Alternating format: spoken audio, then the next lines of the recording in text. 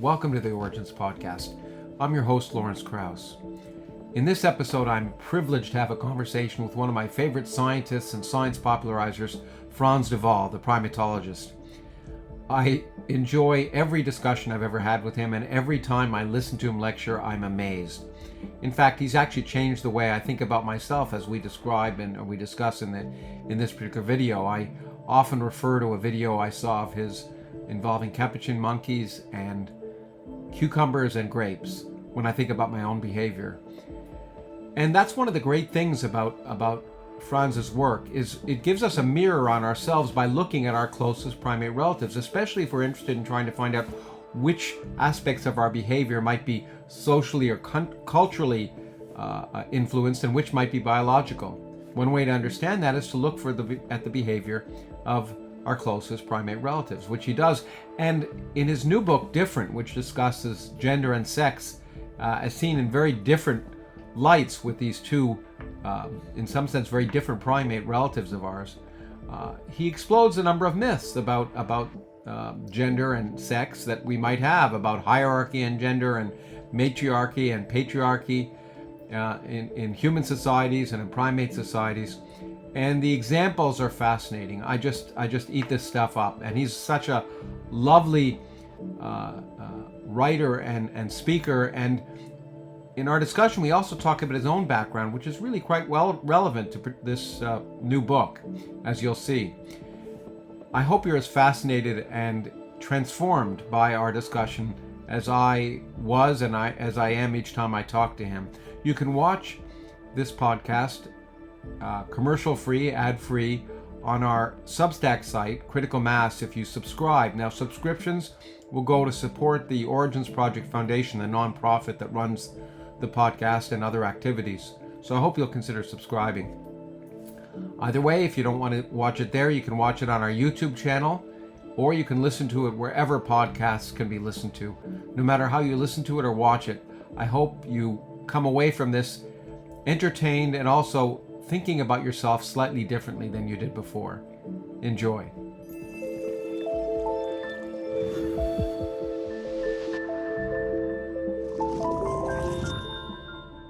Well, Frans, thank you so much for joining me. It's such a pleasure to see you again, at least virtually. You're welcome.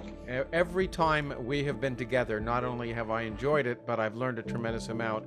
And there's something I think I've told you this before, but you're one of the few people that has changed the way I think about the world and myself, specifically from listening to what you've done. And that to me is the very hallmark of science, but also is a testimony to your impact, both as a scientist and as a communicator. You've done both so well over the years, and as someone who's tried to do similar things in my own field, I particularly appreciate and admire the quality of your work.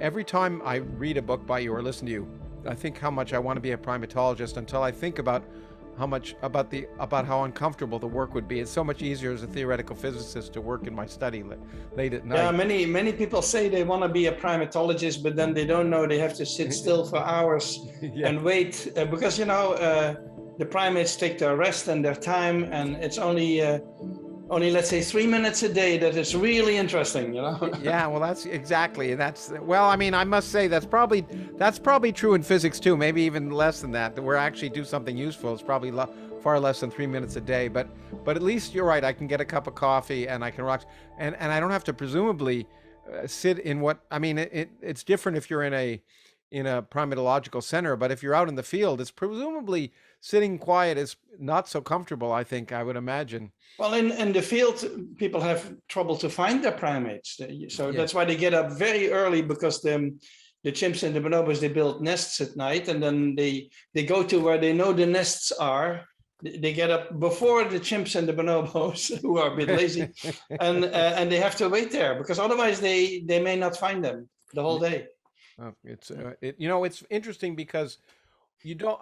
Maybe you've written about that in some of your books, but what one reads about is the results of the, but never the sort of, not so much the process, the lack of comfort or what you really need to do. Now, there's some of that when you talk about being, having stones thrown at you or being Yeah. attempted to be seduced by a bonobo or something. It's really, but often not. But I want to start with the personal. And in fact, what I was kind of surprised about with this book is you are, because it's relevant to your study. You're more personal in some ways in this book in terms of your background. But Hmm. this is an origins podcast, and one of the things I like to try and do is find out about people's origins, particularly scientists' origins, and what drove them to be the scientists they are. One of the things that comes quite clearly in your book, because you talk about it, is that you are come from a family of primarily males, six boys. Is Six that boys, yeah. And my and father. So that's seven men and my mother, yes, and as we'll talk about later, your mother was the boss, but which is yeah. an important issue, which will Uh-huh. come to try and overcome various stereotypes. All of you are tall, I assume, except your mother. Yeah, of course, yeah, yeah, yeah. We Of were course. all taller than she was, for sure, yeah. And how tall was she? Or is she? I don't think in feet, but She, maybe 5 feet or something, yeah. oh, she's very small Yeah, yeah, because Dutch people are I learned when I was there, the tallest people in the world. I won't tell you the yeah. experiments. I mean, I could tell by looking around me, but I actually did an experiment once that demonstrated. But maybe later I'll tell you about it. It relates The to Dutch are gender. so tall because the country is flat, and then you can see very far if you're tall. It's an adaptation. Well, and I learned that, yeah, even the average height of women is something like 5'10" in American. Yeah, yeah. There are And many women who are, I'm almost 6'4", and there are women who are taller than me sometimes. Yeah. yeah, yeah, it's really quite amazing. But aside from tall, and we may talk about tall being an important characteristic for men in gender selection. I want to go back further. So obviously that the male dominance or the male prevalence of your family had an impact on you. But more important than that, I don't know what were your mother and father's occupations? What did they? Your My, mother was in my the father was a director of a district bank, a smaller bank, yeah. And my mother took care house. of the family. Yeah. Family, okay, Yeah. and as not unusual. But why I know you wrote that you were always interested in animals. You like to play with animals. Did that? You don't know why that came from? That was just a. No, I collected them. I had a whole little zoo, and I was very fond. And you can see the tank behind me. I'm very fond of aquatic animals. And in Yes, Holland, since we have tons of water, they're easy to find, and so I would collect those. Yeah. but you never thought of being a marine biologist, I guess, eh? No, no, I did become a biologist, not specifically primatologist for sure, Yeah, yeah. but I was interested in all sorts of animals. Yeah. No, I think it's really important and we'll talk about that. I find it intriguing that as a biologist, you spend a lot of time in a psychology department, and I think that we'll talk Yeah, about that's that. it. Yeah. And in fact, and I think it's very important some of your comments about the difference between the fields. But did your parents encourage? Were you left free, or did your parents encourage an interest in science at all? I'm obviously neither parents had a science background. Did they go to? Did you both of them go to college? Did your mother go to college or no? No, no, no. I was the first in the family to go, Oh wow, and other brothers they took more. One became an optician, another one became a bureaucrat in Brussels in the EU.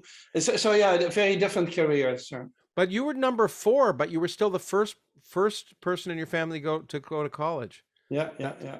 why? Well, why I went Yeah. because I wanted to do science. I think I was interested in science, When but do you know? Sorry, go in on. Europe, going to college is not as common because there's many how do you call it, professional schools, many Yes. occupational schools. Yeah. Yeah, sure. In fact, I think that's a very healthy thing. I've lived in Switzerland for a little while, and the fact that, there are schools for not. In fact, I never, growing up in the U.S., it had never occurred to me that not everyone should go to college. Or actually, I grew up in Canada, but the same thing to that extent. And then when I was in Switzerland, where only about 15% of kids are steered towards university, I began to realize, and then as of course as a professor, and then watching my own children and their friends, I realize that most kids don't really know why they're at university, and Yeah, uh, yeah, yeah, yeah. and So and it, I initially wanted to go to do mathematics or physics because I had very good grades for these things at the high school. And I had a biology teacher who I hated. He was a very miserable man. He was not fun at all, and he got angry with me a few times. And so my mom said, but Frans, you've kept animals your whole life. You've always had animals around you. You need to do biology. So I'm so glad I got that advice because oh wow! So it was I had been turned off by this teacher. This teacher was just terrible. And you see how one person can affect you, you know? Sure. Interestingly enough, I had an awful high school physics teacher. I had really good science teachers for most of the time, and I wouldn't say it was awful, but he worked hard to. He was very dislikable, and that can have an impact. Although if your fundamental interest, as you say, can overcome that. But when did you knew you wanted to do science though? When did you know? We'll talk about when kids know their gender or think they know their gender. But when did you know you want to do science? And what was I think because the books that I read were either adventure books for boys, you know, or they were books on animals that I could find with illustrations and descriptions of their life. And in that context, I learned that there were scientists who were working on that. So I thought, if you can turn that into a science, that's interesting to me. It's intriguing for me to hear that. One of the reasons I asked that is that reading books was by scientists in particular was incredibly important for me. I read a book about Galileo, but then I read books by Einstein and in English Asimov and George Gamow and people like that. And that had a huge impact on me, and it's one of the reasons why I write. Would you say that's similar for you in any way? Yeah, I think I write because I read early books by, let's say, Conrad Lawrence. Sure. And later Desmond Morris, and I was fascinated by these books. So the Morris story is sort of interesting. I had a professor at the university. I was in the first year, I believe, and this professor came in. And he said, there's one book that I don't want you guys to read, which was The Naked Ape by Desmond Morris. Of course, everyone read because it's not science, it's nonsense, and everyone is reading it, but you don't. And so immediately the next day, of course, I had to get that book. Yeah. Imagine encourage. Probably be a very good way to encourage students to read books is to tell them not to, actually. Yeah. And it's interesting because I read Morris and Lawrence, and my interest actually early on, I was much more interested in neuroscience. Well, I thought I was because I really didn't know what a scientist was. And my mother wanted me to be a doctor, had decided I would become a doctor. And so I wanted to be a brain surgeon, but I got quite interested in that. And then it was later that I kind of, the physics entranced me. But I kind of writing is part for me of returning the favor. And I encourage young people to read, much as I like science journalists, I encourage young people to read books by scientists about science because of course, because they can speak, and I noticed that because I write so many books. You can speak in the first person. You can see, I found this, and I thought that, and I met this colleague there, and so you speak in the first person. And in my case with animals, I can say certain animals that I knew, and I think it helps. Yeah, sure. It personalizes it and brings it home in a very important way to be able to personalize things that way. And I had an editor once who said everyone wants to learn things from the horse's mouth, and I think we're the horses in that sense. But and I have to say, although you're a little bit older than me, you're 5 years older than me, I think. You've written 4 more books than me, so I'm very envious. Anyway, but I also read that you were also inspired by, or at some level, I don't know when, by Nico Tinbergen. And so what you want to explain that a little bit? Nico Tinbergen won, in fact, a very important Nobel Prize in the sense with Lorenz, the first time sort of given, as he said it, for people who just watched. And that's an important issue. It was they got the Nobel Prize for, I think, medicine, even though they were animal watchers, basically. Because the work was really considered important. And Tinbergen was a Dutch ethologist, so a biologist who studies animal behavior. and I'm an indirect descendant from him because my professor was Jan van Hoof, and Jan van Hoof worked with Tinbergen. And Tinbergen was also, of course, also the founder of Dutch ethology. So I feel very connected to him. He was more of a scientist than Lawrence. Lawrence was more a flamboyant talker about animals, who didn't produce a table or graph in his life, I believe. Wow. So it was totally non-quantified. And Lawrence also became, of course, controversial after World War II because he was involved in the German army, and he had certain ideas that agreed with the Nazis. And so Lawrence was not the most popular figure after World War II, whereas Tinbergen was unblemished. It's interesting that those two men, they reconciled. Tinbergen had spent some time in a German camp, of all things, and still, I believe 1 year, and it was not one of these death camps, but it was a camp. And after World War II, Tinbergen still reconciled with Lawrence because he felt the field of animal behavior was so important that those two heads of the field needed to get along. Oh, that's, that is a very important lesson, especially in modern times where it'd be interesting to see it, not that the Nobel Prize is, the Nobel Prize suffers from any of the problems of any prize at some level. They work very hard, I must say, having been involved to try and ensure that they do a good job, the selection committees. But, it's interesting to know whether in the modern times, had Lawrence's relationship with the Nazis probably would have disqualified him from winning the Nobel Prize today. Well, the thing that bothers me about Lawrence is that he never apologized.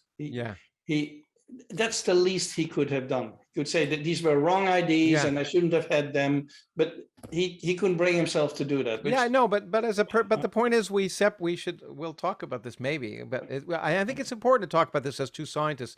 We have to separate the person from their work at some level, and these prizes are not given because people are nice people or good people, but because their work is important and influential. And and it saddens me to think that right now it's in the world, that notion is just impossible, that people would be disqualified for not being nice people, regardless. And there was a big outcry when some I think, well, the literature prize is very subjective anyway, but I think one of the recent European literature laureates was notoriously sexist but in any case, interesting. But Tinbergen was the scientist. I agree. Lawrence was more of a flamboyant person. But one of the things that I liked was Tinbergen said he was surprised that he won the prize because he was just a watcher. He didn't sort of.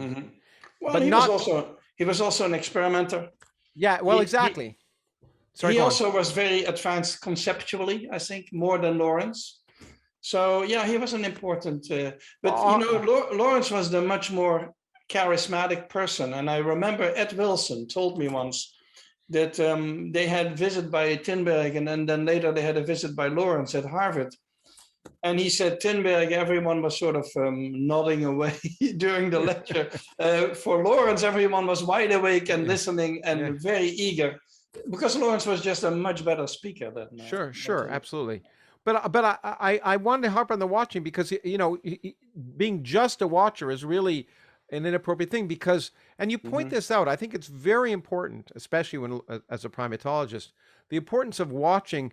And one of the things that I have to say, you say you distrust self-reporting, especially in psychology, and I not only completely agree with you, but recently I just finished a new book which is called The Known Unknowns, about what we don't know about the universe. But the last part of it is actually about consciousness, which is something I had to spend a tremendous amount of time reading about. But what became clear is when people report things related to their consciousness, it's never right. It's always an illusion. And so watching what people do rather than what they say, not just for people, but obviously of primates, if you want to learn about human behavior or behavior in general, or even cognitive processes, watching what people do rather than what they say is an important thing to do. Yeah, so I've been a psychology professor for 30 years, even though I'm a biologist. And that always bothers me. As soon as a student comes in and says, I have a new question that I'm going to ask, the first thing to do is make a list of questions, a questionnaire for their subjects. So instead of going out in the world and observe, for example, you want to know about male friendships or female friendships, you can observe these things. No, they're going to ask people about them. And of course, all people want to be nice. You all want to be empathic and loving and nice. And you're certainly not a criminal or a jerk, Yeah. So you describe yourself in certain tones. And so I don't trust these things at all. And I'm so happy that I work with animals who cannot fill out a questionnaire. So I'm forced to watch them, But it's funny that psychologists do that in this sense too, because one of the things I learned in the study of consciousness is tons of experiments, especially in split brain. You probably know about these famous split brain experiments where people will explain why they picked something, and it isn't because they can't have sensed it, and they'll invent a complete rationalization for why they did what they do, and which should immediately raise warning signals that people will invent. That reason is the slave of passion, and as Hume might have said, so it's that's, I think, the last thing I wanted to ask. Well, there's two more things I wanted to ask before we actually I want to concentrate on your new book, Difference, which I think is which I've read in great depth, and it's fascinating. I've read a number of your books, but I want to concentrate on the most recent book. But this career change, you've done two things. You did a career change, well, not career change, and it's interesting. I was never trained as an astronomer. I've been was a professor of astronomy for almost 40 years. I never took a single class in astronomy, and so I can relate to what you're talking about. But you also changed countries as well, and that that's presumably had an impact on your view about science and the way it's carried out, and other than your concern about self-reporting. Any other? Well, it also had an impact related to the topic of gender and sexuality, because when I immigrated into the US, the first thing I needed to do is fill out a piece of paper on which I declared that I was not a communist and I was not a homosexual. Yeah. And I'm from a country where homosexuality has been legal, same-sex love has been legal for more than 2 centuries. Yeah. And we were the first to have a gay marriage. And so for me to ask me whether I'm homosexual or not seems a totally irrelevant question, but they asked that. And so immediately I was confronted with the conservatism of the US, which I wasn't used to, Yeah, in fact, we'll talk about that. And the interesting dichotomy, I hope we'll get to it, the interesting dichotomy which you point out between the sort of sexual conservatism and at the same time some advancement in terms of opportunities for women in education and other things. It's an interesting dichotomy. It's certainly, I moved from Canada to the US, which was less of a transition, but it's still fascinating to see that. And I think it's very important because as you talk about, and as we talk about the notion of culture in terms of the expression of sexuality, which we'll talk about as gender in some ways, and the cultural aspect versus the biological aspect is, of course, one of the key issues that you want to discuss, and one of the key issues that scientists are looking at, and of course, lately, one of the key issues that's become so hot a topic in society. And we'll get there in 1 second, but I have one more question, which kind of fascinates me. You say you didn't have any children but you and your wife don't have any children, and that was a decision. I'm totally behind that, by the way. I don't think people should be pressured into having children, nor do I think that a life without children is somehow necessarily any less full than a life with children. But I'm intrigued because as a primatologist, I would have thought you'd want a little child to experiment with. I'm just wondering if I'm not sure I would make children to experiment on. That is not no, but just to watch. Well, but to watch. I mean, the behavior of child. I know that there's a lot in your book about behavior of children, and you like to look at others. And I guess I mean, the difference in you and B.F. Skinner is you didn't want to put them in a box, I guess. And no, but to be perfectly honest, my wife didn't want children. She felt she had no strong maternal feelings, and she felt this was not for her. And I might have wanted children, but I was not going to spend 50% of my time on children. And so I felt if it falls mostly to her, if we have, let's say, 2 children, and she's the one who's going to do the main job, I am not the one to tell her to do that. Yeah. So if I had said I'll stay home and I'll do most of the work, yes, of course, we could have done it. But that was not my goal. And so nowadays, of course, men do quite a bit more than previously.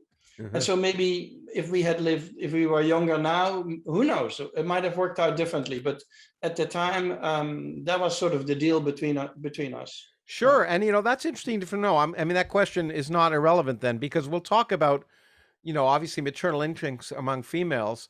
But the point is there's a great diversity, and not only in diversity in the way that they have maternal instincts, but in fact, the fact that much of maternal, quote, instinct is learned.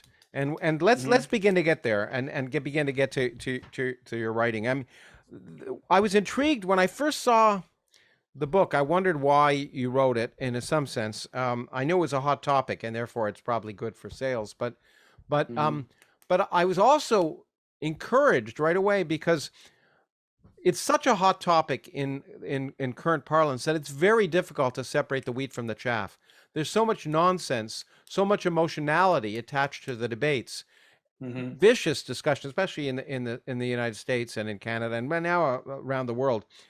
But one of the things that intrigued me is, of course, one of the things you do so well is because we're closely related to primates, you can't help but explore what primates do and ask to what extent our biology and theirs is the same, and to what extent our behavior is the same. And it allows you to look at the same issues in a context that's less emotionally charged. It reminds me, I wrote a book called The Physics of Star Trek, one of my early books. And the great thing about science fiction, for the same reason, is you can look at emotionally charged issues, but relax. The first interracial kiss was on Star Trek, for example, because you could never watch it on TV. But if it's in an imaginary civilization in the future, it's not so charged. Yeah. And I'm wondering if that's one of the reasons why you chose to write about this particular issue at this particular time. Yeah, and I noticed that in psychology, a lot of the discussions of human behavior are about what is desirable and not desirable behavior. So for example, racism is bad, sexism is bad, hierarchies are bad. Yeah, they have opinions about these things. Whereas I think a science, you don't need to have opinions. You just describe what you see and you try to explain why it is there. So for example, sexism, I'm not, of course, in favor of sexism, but it is something to study, and under what circumstances is it stronger and when is it weaker, and there's cultural differences there, of course. So I think as a primatologist, I can bring a bit of distance to that debate and say, well, in chimpanzees, it's like this, in bonobos, it's like that, and in humans, we compare the best with this species or that species. And so I can bring a little bit of distance, but I'm always descriptive. As a primatologist, I'm always into describing what I see and not necessarily judging it or saying it's good or bad. So for example, the way male chimpanzees treat females is not the way I think we men should be treating women. So for sure, I'm not in agreement with what these males are doing, but I just describe what they do. And I think other primatologists do the same. They just describe what they do. And then we try to explain, why is it that way? Why do they handle things that way, Yeah, no, exactly. In fact, you've pointed out early on in the book how the problem with doing that is people interpret you're describing something as arguing in favor of it. And you point out when the reaction when you talk about chimpanzees versus the reaction when you talk about bonobos, and people interpret you as endorsing both lifestyles. Yeah. So I wrote this book, Chimpanzee Politics, which is about alpha males and dominance and stuff like that. And I remember giving a lecture one time for a large audience of psychologists. And afterwards, someone came up to me and said, "Oh, you love power. You're really into power. You think that's great. All these hierarchies and rank and." I had not said it. I had not spoken about humans at all. I'd spoken only about chimps. And immediately, and if I talk about bonobos, where I describe sexual behavior and their peacefulness, people think I must be very into polyamorism or something like that. Which I'm not. But I just describe what these animals do. No, it's interesting. I wrote the word watching as one of the reasons for the importance of talking about gender in the issues of just watching the behavior and then trying to understand. And it's very important, as you point out, and there are some great quotes, but obviously if they're the same behaviors in three different species that are genetically related, then it's probably worth thinking about whether biology plays a role rather than culture or environment. Yeah, And yeah, we'll yeah. talk about that. I tried to think of what I thought if I wanted to describe the central premise of your book, I would say that something like males and females are fundamentally different, but not as different as sometimes claimed. At the same time, almost nothing is gender neutral. Is that a good good summary or not? Well, the best summary is very brief, I think, is to say that we need to bring biology into the gender debate. Yeah, We absolutely. cannot push it out as people do all the time. They say, oh, this is socialized behavior. Who knows? It may be socialized, but that's a hypothesis. It needs to be tested, but they make it as a statement as if it's the truth, you know? Yeah, sure, exactly. And we'll go into many examples of that. I hope I've written them down. There's so many great. I want to try and use rather than talking about generalities, I'd like you to give your examples because they're so compelling. But I think your point about not about looking at behavior. There's early on in the book you say in most mammals, males strive for status or territory, whereas females vigorously defend their young. Whether we approve or disapprove of such behavior, it's not hard to see how it evolved. For both sexes, it has always been the ticket to a genetic legacy. Ideology has little to do with it. And I think I think that one of the things I particularly appreciate is this constant reference to evolution and evolutionary psychology. I think I never remember how to pronounce his name. Theodosius Dobzhansky said, Nothing in biology makes sense except in the light of evolution." Yeah. And the notion of evolution as a basis for understanding why we have behavior is incredibly important. You want to elaborate on that at all, or? Yeah, no, as a biologist, of course, we always think in terms of adaptive value. What good does it do for the individual and its legacy? Mm-hmm. And that's always the question, even though there are behaviors where probably it's irrelevant and we shouldn't be always driving at that question, maybe. So sometimes we should drop it, probably. Yeah. But it is an important question always. And so if, for example, if you see that chimpanzees and bonobos behave very differently, with bonobos having much more of a sisterhood and a peaceful society, we biologists, we immediately ask, how did that evolve and where did that come from? And what are the circumstances that have made it possible for bonobos to behave so differently from chimpanzees? So we ask these questions. Yeah. Yeah, in fact, I think, and that's of course, I don't want to even stereotype you or classify you unduly, but I found it often in a lot of your books and a lot of I've listened to it, certainly in this book. The wonderful thing is to have two species to which we're equally related that are remarkably different. Chimpanzees, and there's no denying that chimpanzee societies are male dominated, and bonobos, and as you convincingly demonstrate, they're female dominated. Yeah. Already kind of breaking a stereotype in the sense that that everything has to be male dominated. And so recognizing of these two incredibly divergent biological and social structures, but they're equally related to us, automatically suggests that a number of the standard stereotypes we have about gender are just that, are illusions. But you do say that gender is a useful concept. And at the very beginning, and we'll talk more about gender because you'll have a whole chapter about it. But I wanted to ask at the very beginning, why do you think gender is a useful concept? Well, I grew up in a biology where we never talked about gender. Yeah, okay. We talked about sex. Yes. And in animals, we always talk about sex. Then when you get to humans, you have gender, and gender is the cultural expression of your sexual orientation or identity. And so gender varies by culture, is enormously individually variable. Yeah. Because I don't divide gender by male and female, but more by masculine and feminine and everything in between. So it's a much more flexible concept.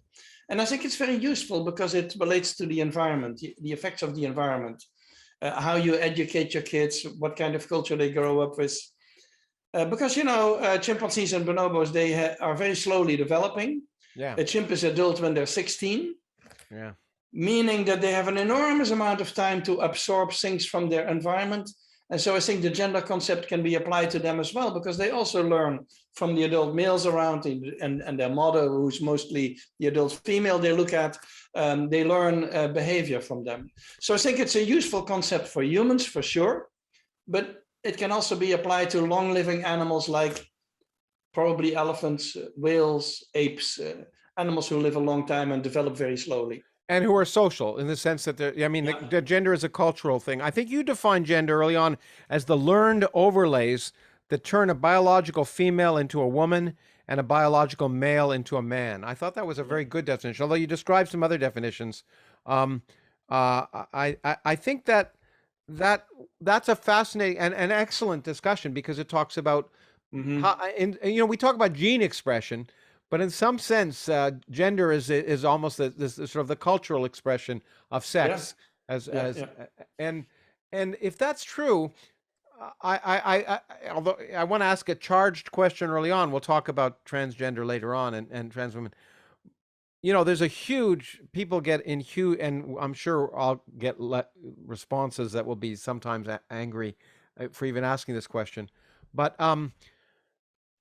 I think differentiating between male and female and man and woman in that sense, as you've done it, is a very useful concept, both scientifically and biologically. So would it be sensible within that context to say a trans woman is a woman, but not a female?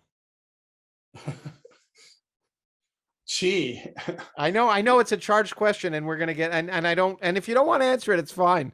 But because people get canceled for making such statements. But well, a trans woman became a woman by a different route than a cis woman. Yeah, certainly. So the background is differently, the background also differently. But she identifies as a woman, and she integrates and acts like a woman. Yeah, so it's very hard to say. I know that's a very charged topic, but it is interesting that biology is definitely involved, because we know that for most trans people, it starts very early in life, maybe 3-4 years old. So long before puberty and long before the peer pressure that everyone is now talking about, long before that time, it starts. And it doesn't reverse. So a recent study, I believe, said that only 2.5% of children who say they are transgender, 6 years later has changed their mind.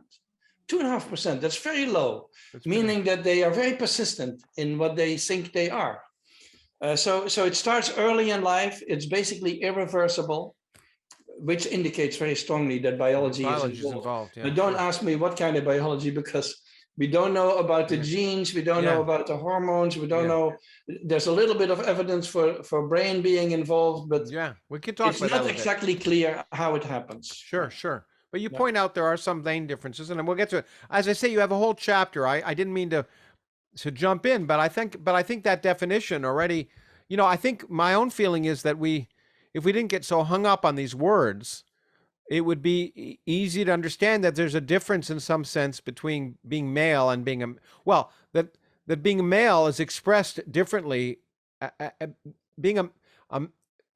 the expression of being a male produces different sorts of men based on different cultural things, and produces different sorts of, and similarly for female, produces different sorts of women based on that, and therefore what we call man and woman is a very culturally ingrained concept, and therefore and that's really what I meant to say. Calling a trans woman a woman is in some sense a cultural statement more than a biological statement.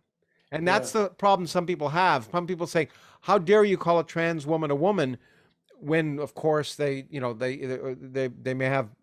not have the correct genitals, and what I think could get around that kind of emotional discussion is saying, well, what we mean by what we in our culture mean as a woman is culturally, in some sense, what we interpret as a woman is a culturally derived definition. It's a cultural definition, and in addition, you have to respect the opinion of the subject themselves. If they say, I want to be called a woman, I'm going to call them a woman. So for me, that settles the issue. If one day they say, we don't want to be called women anymore, we want to be called something else, I'll call them something else. But I think there is a great flexibility there, a great cultural flexibility on what you call a woman or a man.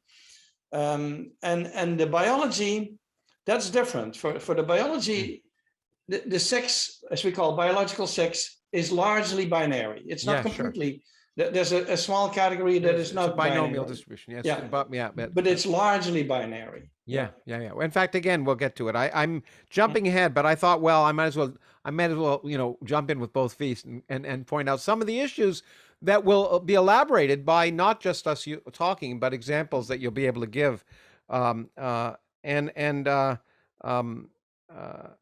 think it's interesting to me that I'm tempted to immediately ask about pronouns, or whether because of course pronouns are how people want to be referred to themselves now. Yeah. In your classes, do people list their pronouns and now when you at the beginning of your classes and do or no, I retired before the COVID crisis, and at that time, that was coming up as an issue. It was coming up as an issue. It's now even more so. Yeah. But we both avoided it. I retired around the same time, and I before that became an issue, so I haven't had to deal with it so often, which is one of the many things I'm happy I don't have to deal with anymore. Yeah. But in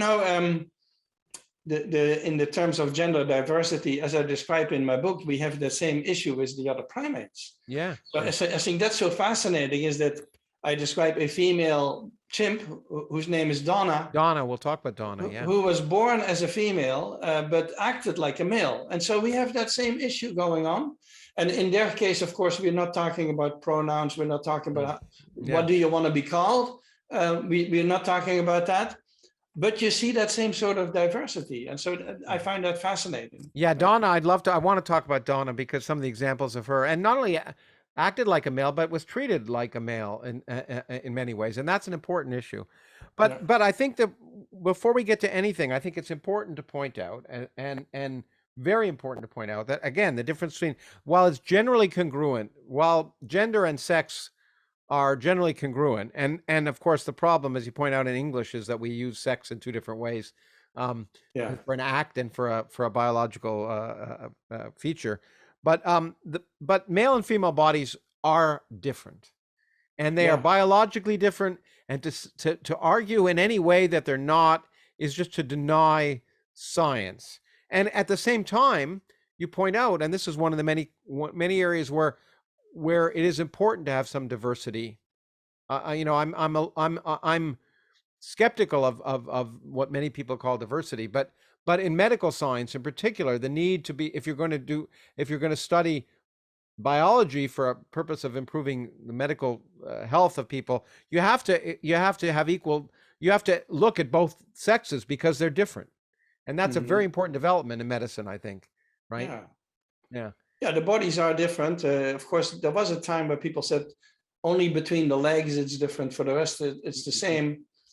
That's not really true. The brains are different. The bodies are different, and we have that discussion now about trans athletes, for example, which is about how the bodies are different.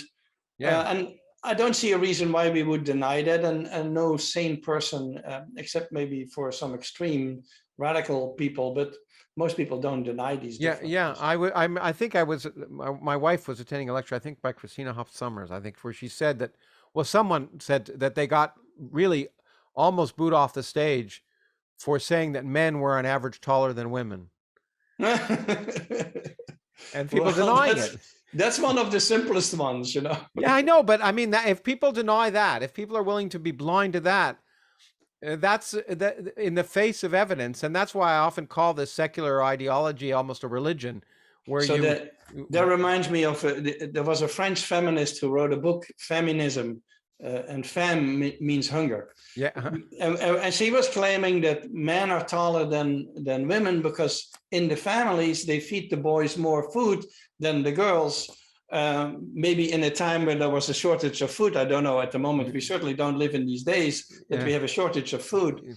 But if you had seen my family of 6 boys, what we could eat in a session is just, it astonishes me now, the quantities that we ate. And my mother must have despaired, the number of potatoes and bread that we swallowed. And it was not because she wanted us to be tall. Yeah, It was just we had to eat, Yeah, and you talk about that. We'll get to play and young, and the fact the energetics of young men. I mean, these are biological features, and I think you to end that sort of the introduction about gender equality. You say pushing for gender equality doesn't require similarity. It's best to learn more about biology instead of trying to sweep it under the rug. And I think that's where we're going. And the fact that change. You point out that gender roles change a lot with society, particularly the pill changed a lot of the way, because it literally liberated women in many ways from the requirement of childbirth, and therefore opened up other options. But I want to go sort of to some extent chapter by chapter. And the first chapter you talk about is play, young people play, which again is, and young chimp and young bonobo play, where you see things that many people say, oh, that's stereotyping, that's socializing a girl by giving her dolls or anything else. And again, I'll give just a personal observation before I ask you a lot of questions, but this really hit home for me when I have a daughter, and we tried, as modern parents, to just sort of try not to influence what her interests were. But she had a huge interest in dolls, it turned out. But what really surprised me is when she went to nursery school, where it was again it was when I taught at Yale, it was quite a liberated nursery school and all this. But the minute, literally the first day, she came back, and then I saw the second day, she called the boys tractor guys. She said, she walked in, and the boys, there were all these toys out there, and all the boys went to play with these tractors, and she called them tractor guys. And no one had told them what to do, but it was just immediate. And then it really hit to me that that's behavior you talk about tremendously in terms of both, I think maybe both chimps and bonobos, but particularly chimps, that when they're presented with toys, there's a clear gender difference. So why don't you talk about that? So there's one universal difference in all the primates, not just chimps and bonobos, but there's 200 primate species. In all the primates, the young females are fascinated by babies and by infants and want to hold them and carry them. And as soon as a mother comes in with a newborn, she's going to be surrounded by young females who want to touch the newborn and hold it. And very few males are interested in that. And the young males are all interested in wrestling. That has been documented in many primates. They mock fight. It's a way of developing their fighting skills, of course, but it's also a way of learning to win and learning to lose and to having fun while you are wrestling. To contain your strengths is very important for male primates who are stronger than females and stronger than the young, to be able to control their physical strengths. So the young males like to wrestle, and the young females like to hold infants. And if you give them dolls, they will pick up dolls and hold them the same way. In the wild, young female chimpanzees have been seen to pick up rocks and wooden logs and carry them like an infant on their back, on their belly, built a nest for them. They're training basically their maternal skills, which they need to do because they're not born with the maternal skills. So they need to train. It's a very complex task to be a mother. So for example, imagine you are a female gorilla and you have a baby. That baby is in your lap. How does that baby get to your nipple? Not by itself. It will never get there. It has to be helped. It has to be brought there. And so the mother needs to know what to do. And if at a zoo there is a female gorilla pregnant and they have never had any babies there, what they do is they bring in a human mother who nurses her baby a couple of days in front of the gorilla so that they see how that's done. So an example is very important to them. So it's really for the young males and the young females, they're developing skills that they need later in life. And it's universal. It's in all the primates that have been studied, and in all human societies that I know of that have been studied. Young girls are more involved in childcare, recruited as babysitters, and the young boys are more on their own and do a lot of this wrestling business. They like the mock fighting thing. Yeah, absolutely. And again, we'll get people responding. And the whole point about all this is everything is a curve. There are, as your wife is an example, there are women who don't feel maternal. There are chimpanzees who don't feel maternal, female. And as you point out, and we'll get later on, that males in an environment, maybe we won't get to it because there's so much to talk about, but in an environment where a male is the only one and has to take care of a child, in the case of primates, they'll become maternal, right? You talk about examples That's like the that. interesting thing. The interesting thing is that male primates, like male chimps and bonobos, they do very little with infants in their adult life. Yeah. But if a mother dies and there's all of a sudden an orphan, we know that they can do it. And they pick them up, and sometimes they may carry them for 4 or 5 years. I mean, this is not a minor business for them. They really become the caretaker. And so they have that capacity, which I think in human society nowadays, we are trying to rely on that. Males have paternal tendencies, and we're trying to rely on that now. Yeah, we're learning to use it. So I think that's a really important feature, that whenever we talk about these kind of, I think you call it learning predispositions. Yeah. That's what they are. They're predispositions. As Lawrence Arabia once said in the movie, nothing is written, in the sense that yeah, sure, they're predispositions, but we are cultural, and we're also conscious beings, and and we'll talk about animal consciousness maybe later, but clearly both primates and humans can learn behavior and exhibit it if necessary. Yeah. But there are two features of male behavior that I think are important that you talk about early on. Besides this need to wrestle and a little bit of what appears to be more aggressiveness, the energy, the elevated energy of males. Right. We talk. I mean, that's part of the reason I think they need to eat more. Right? Is that they are much more energetic than females, even in primates. And yeah, and with humans, that has been tested by putting an accelerator on the hip of children, and to measure for a whole week how much do they move from place to place, and the speed of movement. Mm-hmm. And what they find in all the, I think it's 70 countries. I mean, it's many different countries where this has been tested. Mm-hmm. What they find in all of them is that boys are energetically more active than girls. Yeah. And boys also have more HD, what is it? ADHD. Yeah. Yeah. So that is related, I think. It is just a higher energy level. And I can relate to that because as a child, my mother said I had horse blood, but what she meant is I could not sit still. I was unable to sit still. So I can relate to that. And boys have that tendency more than girls, I think. But as you say, it's always statistical. It's always a statistical difference, and there's always an overlap area between the two. Absolutely. In that regard. Yeah, no, I still have a hard time sitting still. I as my wife will attest. But but again, that's where knowing about, not denying biology, can help us in terms. Again, if we're talking about equality in some sense, I remember. One of the problems, my daughter went to a single-sex school when she was younger. It was an accident more as much as anything else. She happened to like it more. But what I noticed before that, I mean, she started out in a public school, and she changed schools because we moved cities when I left Yale.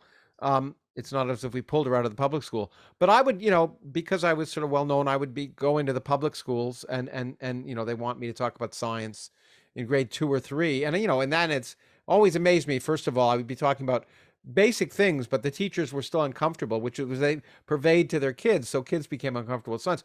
But what I noticed, as teachers notice, is you ask a question and the boys are putting up their hands, and you have to realize that, because if you don't, you're going to only take the questions from boys.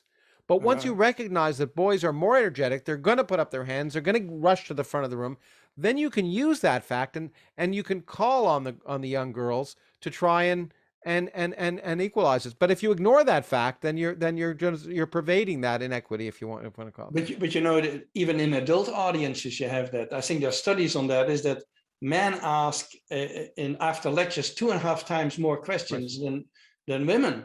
Yeah. And so I often, after a lecture, I consciously go like, man, then a woman. Yeah, man. Me too. I try to equalize things because men like to speak and like to speak up, Oh yeah, absolutely. No, you talk about it in the book, and I know as a lecturer I try and do the same thing. I also try and do it sometimes. Sometimes it also depends on the place. sometimes young people need to be encouraged to ask questions. Sometimes they're the only ones who are asking questions, and so Yeah. it's a cultural thing. But the other thing you point out, and I think I think you mentioned Margaret Mead in this regard, but again, from an evolutionary perspective, you point out that men need to have the need to excel. That for a variety of reasons, and I ask you to go into them. But you say men need the opportunity to reach their potential. Men need to feel fulfilled and successful. Need to excel at something, to be better at it than other men and better than women. Yeah. Every civilization needs to offer men opportunities to realize their potential. A recent survey of 70 different countries confirmed the difference. Universally, men put more value on independence, self-enhancement, and status, whereas women emphasize the well-being and security of their inner circle as well as people in general. Um, Yeah, this relates to Margaret Mead. yeah, She was the one.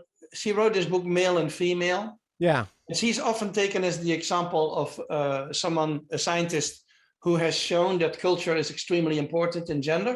yeah.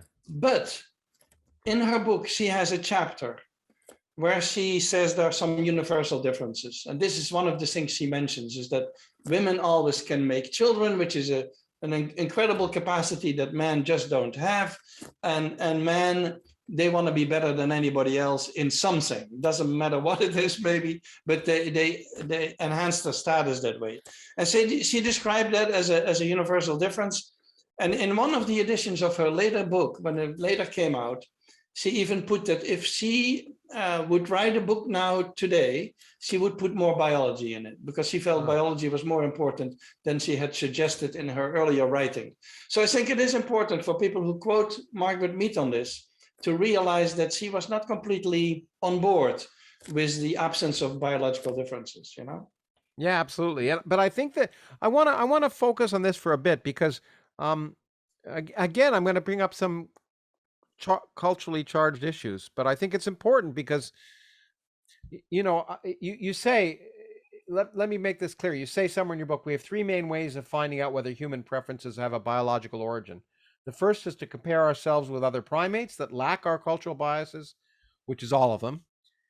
The second is to look at large number of human cultures to see which preferences are universal. And the third is to test children so early in life that culture can't yet have influenced them. And of course, you focused on the former, but all of these are important scientific ways of proving Yeah. this. And so this universality is important, and it should allow us to address culturally or emotionally charged issues a little more dispassionately, not as if it does in general, but it should. And I want to there's two issues related to this need for men to excel in a competition, which has an evolutionary basis, which we'll sort of go into in a bit. One is something that concerns me right now is the fact, as you know, as a professor, as I've been, and you've probably been able to see it as I have, right now in the United States, the the composition of undergraduates is 60% female and 40% male. And down the road, that is going to have serious social consequences because the ability to excel, or the opportunities that are provided people, at least in American society and to some extent worldwide, or at least in the Western world, are related to your educational credentials, at least, um, if not output or expertise. And with a society with 40% women being more educated than men, 60 to 40, that's significant differential. That is likely to impact on men's sense of being able to excel and the opportunities available to them. Do you want to comment on that at all? Well, I'm not a student of human society. I think the men who don't do college, they do maybe something else that is constructive or helpful, and they may have an alternative career, like they build a computer in their garage or something like that. Yeah, well, some of them do that and become billionaires. A lot of yeah, people do. So there may be other ways of them to achieve something.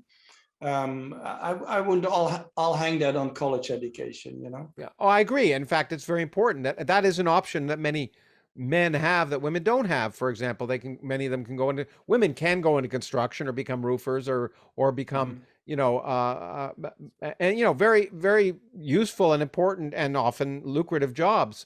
Yeah. And so that's one of the explanations for why there are fewer men, but it's been decreasing over time, as you Yeah. know, and that's And also, the competition is usually within the genders. Huh? yes, that's an So if important you thing. look at primate societies, that's very obvious. So for example, bonobo males who are not dominant over the females collectively dominate the males. The males are most worried about their status among males. Yeah, sure. Whether the females dominate them or not is a sort of secondary issue. It of course limits their behavior a little bit, but the main issue is where do you stand among the males? And I think in human society also, if you look at where the competition is and where you want to be status-wise, you look at your gender mates basically. Yeah. Yeah, that's another universal we'll get to, is that there are in this imaginary egalitarianism that some people like to hope for and impose in their Uh-huh. views on other primates. It's all imaginary. There are hierarchies built out. And the point is, it's not so much hierarchy of male versus female as hierarchy within males and Yeah. hierarchy within females. That's a really important takeaway Yeah, from and the book. sometimes the hierarchy among females is neglected in the sense that the textbooks, the psychology textbooks, they say men are hierarchical and they try to be autonomous and competitive, and they don't have real friendships because they are so autonomous. And women are non-hierarchical, but the word pecking order comes from hens, not roosters. Yeah. And the whole animal kingdom is full of female hierarchies. Alpha females in all the primate groups, sometimes very important alpha females. Hmm. So, Like mama. yeah, like Mama the chimpanzee. Yeah. So female hierarchies are everywhere. And when humans were tested, there was a psychologist who did experiments. She would put 5 men in a room or 5 women in a room, and they would have to decide something among themselves. The men had a hierarchy more quickly, a pecking order more quickly than the women, but the women always had one in the end. So that story is really not true. Hi there. After writing my last book on climate change, The Physics of Climate Change, I've spoken to many audiences, and one of the questions I always get from people is how can each person do anything about climate change? It seems such a daunting issue that no individual can really impact upon it, which is why I'm really happy that Ren is supporting this particular episode of the podcast. Ren's a public benefit corporation designed to try and impact on climate change at the individual level. It operates with radical transparency and shares every transaction and receipt from the CEO's pay to the coordinates of every grove of trees planted. It has a monitoring plan to ensure it's having the promised impact. Here's how you get involved. You sign up and tell them about yourself, and they'll calculate your carbon footprint and then offset it by funding a diverse mix of climate solutions, from carbon removal to tree planting to rainforest conservation. And once you sign up to make a monthly contribution, you'll receive monthly updates from the tree planting or rainforest protection or whatever projects you support. You get to see the trees you planted and what your money is spent on. It seems like a great way for individuals to feel they're making a difference in a clearly transparent way, where you're sure the money you're spending is going to the cause you want to spend it on. Now, if you sign up to Ren at wren.co/origins to make a difference in the climate crisis, Ren will plant 10 extra trees in your name. So consider signing up, or at least going to the website ren.co/projects to learn more about Ren and to learn more about what you can do to affect the climate crisis. I'll try and do this less. I'm going to apologize because you are a primatologist, and as you say, you're not a student of human society. But one of the utilities you even say in the book is to use what we learn about science to understand ourselves better. So I'm going to ask you some questions that occurred to me upon reading the book and that are not in the book. But so this need to excel, as we pointed out, is a and I just talked about 60 versus 40, and your point about different opportunities for men is one thing. But I want to bring up another charged concept, which I've written about and I face a lot, and it's this need that's increasing demand within academia to have demographic equality, equal number of men and women, especially in my own field of physics, where they traditionally have been male dominated. Now, there are interesting aspects of this. First of all, as is almost impossible to say, it is possible that, and in fact, it's demonstrated in a number of cultures, that women who have the opportunity to do science don't necessarily want to do physics. There are other areas of science that interest them more. And in fact, intriguingly, the societies that are viewed as most gender egalitarian, the countries in the Nordic countries and other ones, if you actually look at the disparity in terms of gender, in terms of doing, say, physics, it's even greater. Yeah, I've heard that, yeah. Yeah, and so it's clearly, in some sense, it's not that we're forcing women out of science, there's some difference in interest, and maybe we'll get to that. But a colleague of mine pointed out to me, and I've privately, that he thought that there was another reason, that physics in particular, the kind of physics we do, but physics in general, is an intensely competitive discipline. I mean, it's hard to be a good family member, to be a good spouse, a partner, father, mother. I remember my supervisor once. I was used to go up to Canada to see the woman who eventually married, and he got very angry that I used to go on weekends. And he said, "If you want to be a physicist, you can't care about anyone." but I'm wondering whether that need to excel, that competitiveness, is another thing that is another reason you tend to see more males than females in not due to a lack of ability or to do math or physics, but due to just a gender preference. But all the academic fields that I know are very competitive. Yeah. Academics kill each other. Absolutely. And they basically define themselves by my theory is better than your theory, and my data is better than your data. And in my field, of course, in primatology, we have lots of women. We probably have more women. I would say we have more women than men at the moment. Yeah. But even in my field, there is a lot of academic competition.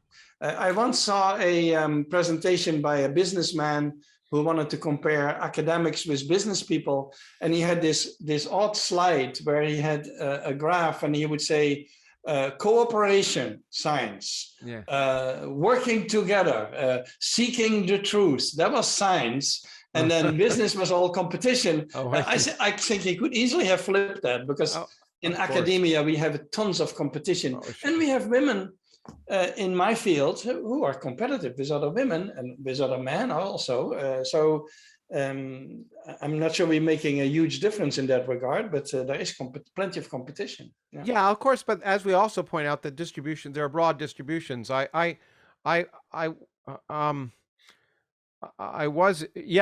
point about competition is a good one. I guess you're right, and I shouldn't. It's probably parochial of me to say as a physicist that it's somehow. But women in my field have made a difference. Oh yeah, in fact, they have not changed the way we do science. That is sometimes what people think, is that we do science differently. The science is done the same way, but they have brought different perspectives.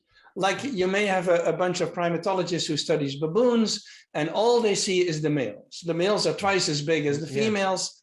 All they see is the males, and they ascribe the whole social structure to the males. When women came to study baboons, they saw different things. They started to pay attention to the females. So they do bring a different perspective, Oh, absolutely. You've anticipated. I have a whole section on that, because that's very important. Because again, I see these things from my perspective as a non-primatologist, a physicist, where I'm told that, it's really important to have, great diversity in studying physics. I happen to think that from everything I've seen, that females and males, and there's no difference in the way physics is done, or racially or anything else. But your field is one where you brought this up, where I said there is a clear example where diversity is important, because you just point out the different perspectives, because you're watching. What you watch tends to be, of course, culturally and gender or influenced. So when you're watching behavior, biological behavior, then obviously the biology and the gender of the person watching is very important. So we've had that same discussion about female sexuality. So for ages, female sexuality was sort of downplayed by biologists. Yeah. The males needed sex, but the females, they just accepted sex, so to speak. And the sex drive was much stronger in the male, of course, than in the female, in their opinion. Now we have a totally different view. We're paying attention to the clitoris. We're paying attention to female pleasure and female proactivity. And one of the biggest words in our field is female choice. So it's not just the males who choose with whom they mate, it's the females, of course, also. And so, that's a big issue. Oh, it's very important. In fact, as a trigger warning for people, if we get there, we're going to talk about the clitoris, masturbation, and all sorts of other interesting things. But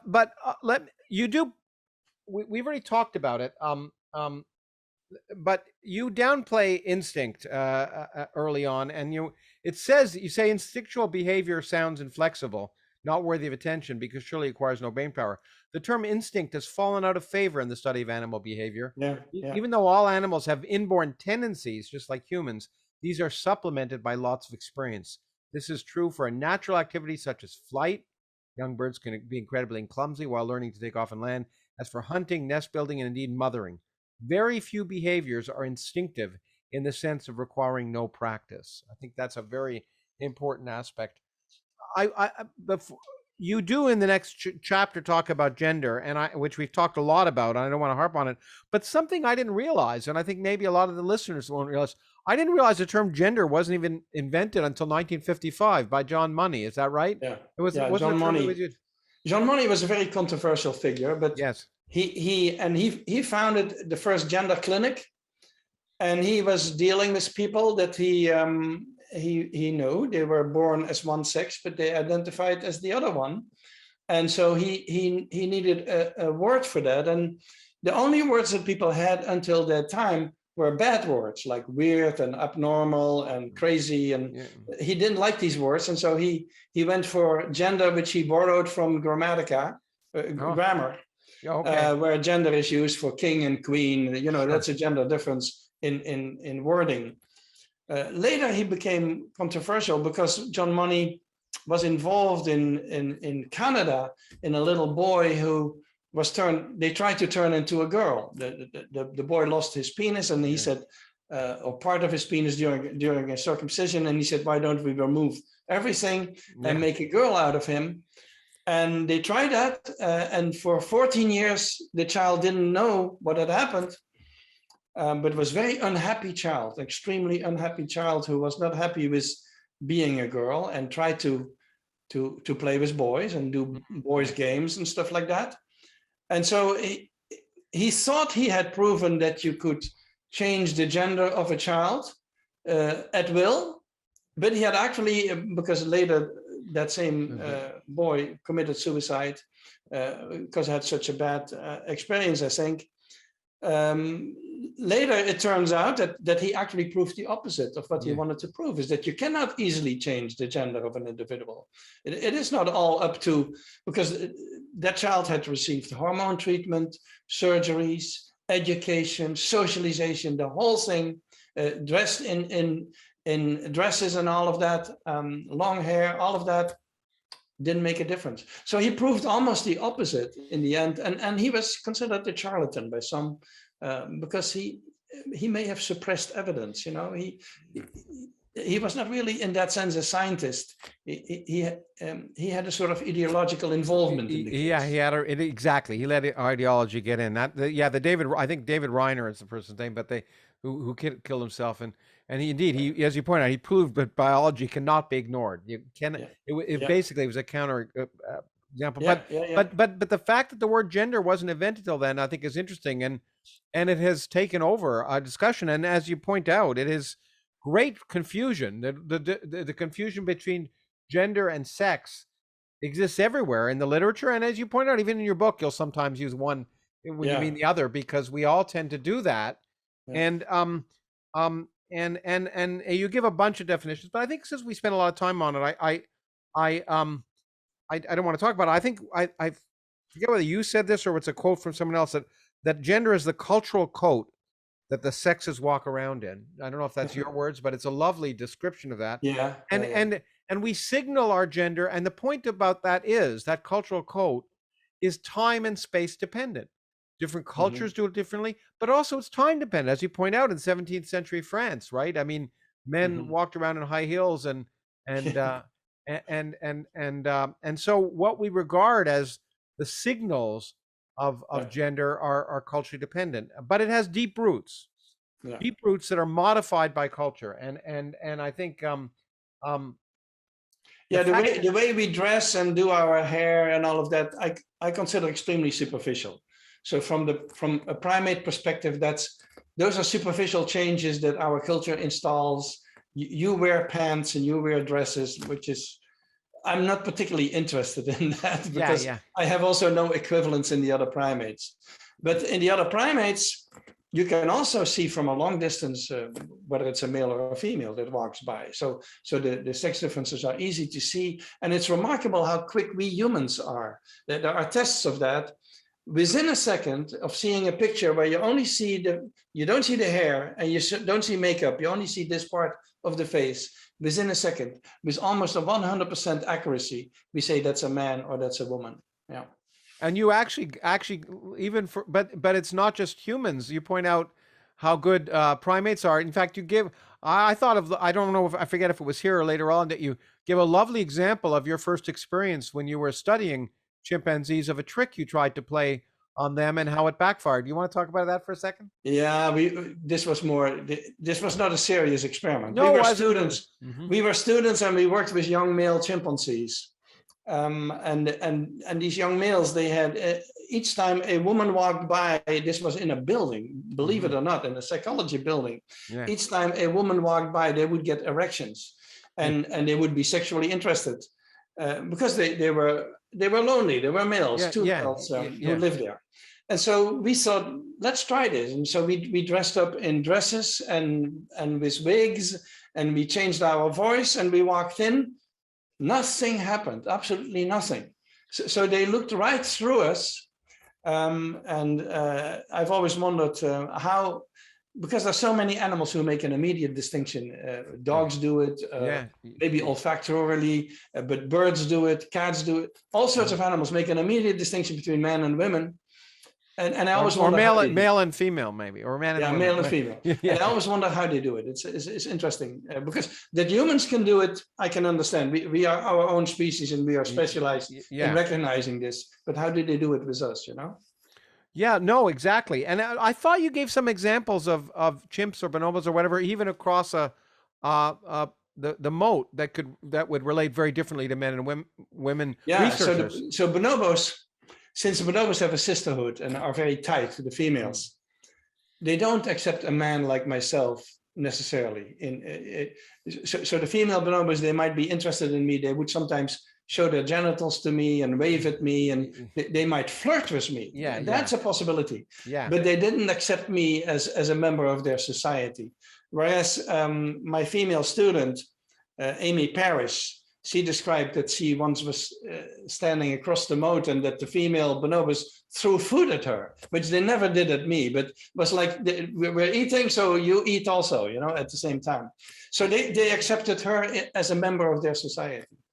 Exactly. And by the way, as I was writing, preparing for this, that was another reason I made a mental note of why it's in primatology, at least, it's very important to have diversity of researchers. That's another reason it's important to have female researchers, because you can't help but influence the group you're studying on at some level, or at least interact. You're not invisible. And well, that's of course, that's also true for other animals. I don't know if you know about the mouse study. There was a mouse study, I think 5 years ago, where they found that male experimenters with mice get different results than female experimenters. Oh, no, I didn't know that. And then they did an experiment, I believe, where the men were not in the room. They would just put a T-shirt worn by a man in the room, and that affected outcomes also. And it's as if the mice are a bit more nervous when there's a man in the room. I think there's a bit more tension because they perceive a man as maybe potentially more dangerous than a woman. Something like that. But anyway, the mouse studies... Probably, was it an olfactory thing by putting on the T-shirt would be... Yeah, it's probably it's olfactory, I think. Yeah. Oh, that's it. Oh, that's amazing. That is interesting. Well, I think that that the other thing that's important that you talk about in gender is the need for role models. is the importance, not just the need, but the importance, impact of role models. Yeah. Again, in the primate world, um, um, in chimpanzees, in learning fishing, eating, raising infants, young chimpanzees follow role models of older chimpanzees, Yeah. and again, in bonobos, very importantly. Maybe you could comment on that a little. Yeah, I call that self-socialization. Yes. I think we are pre-programmed as a species to self-socialize. People always think that we as adults, we socialize our children, but I'm not convinced of that. I think our influence as adults is more limited than we think. Children look up at certain models.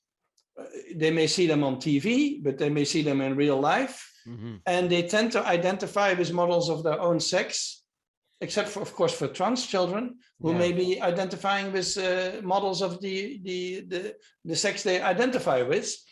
And then they emulate these individuals. They want to be dressed like a princess, or they want to have a sword like a knight or something like that. So they identify.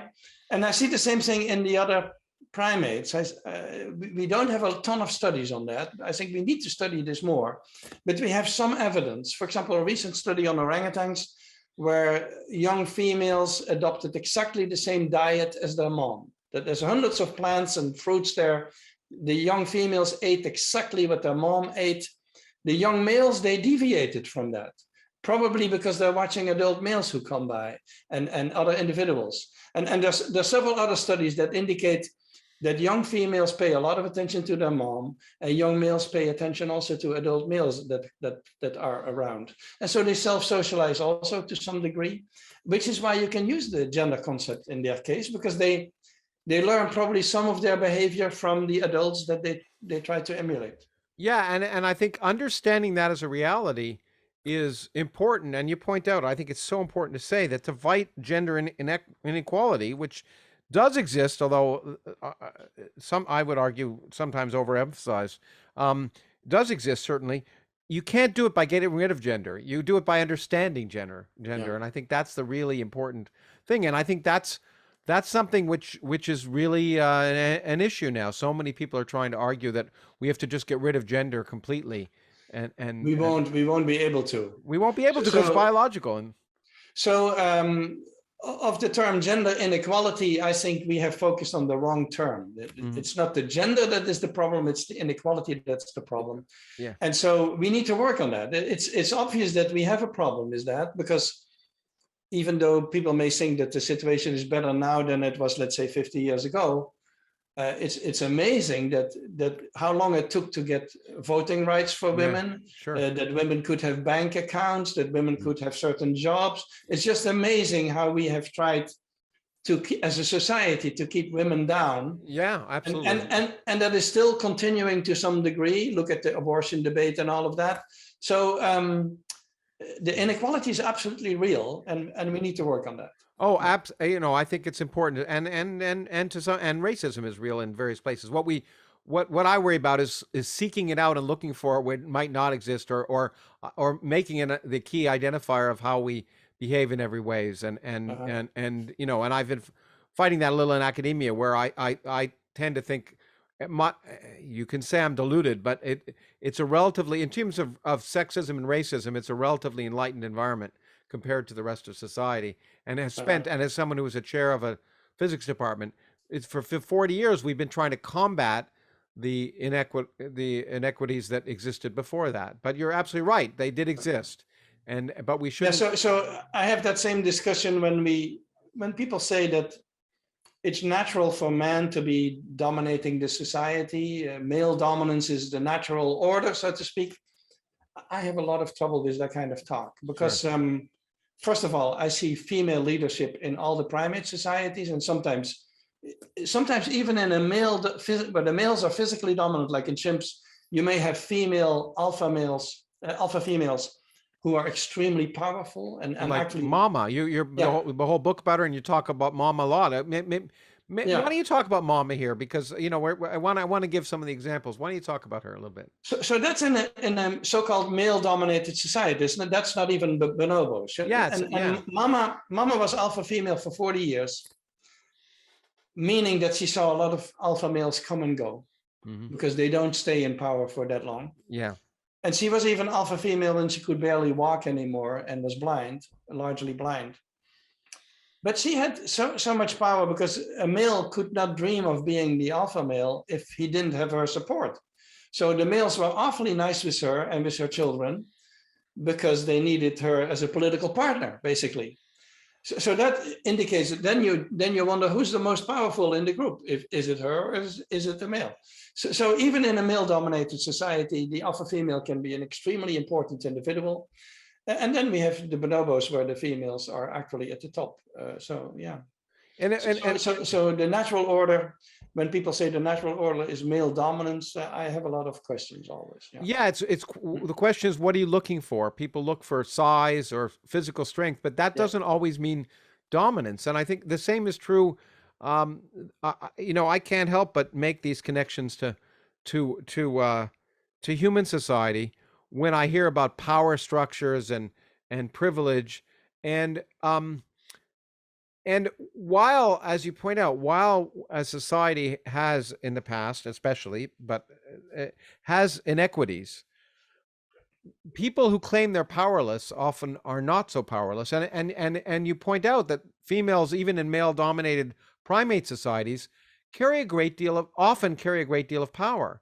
I think the same is true of human societies. And one of the things we, in our current world where people love to be victims, they don't recognize the power they have. For example, one of the you've written about empathy a lot. I know a book about it, or more than one, and it's been one of the areas that was your initial area of study was empathy, because you're clearly a very empathetic person.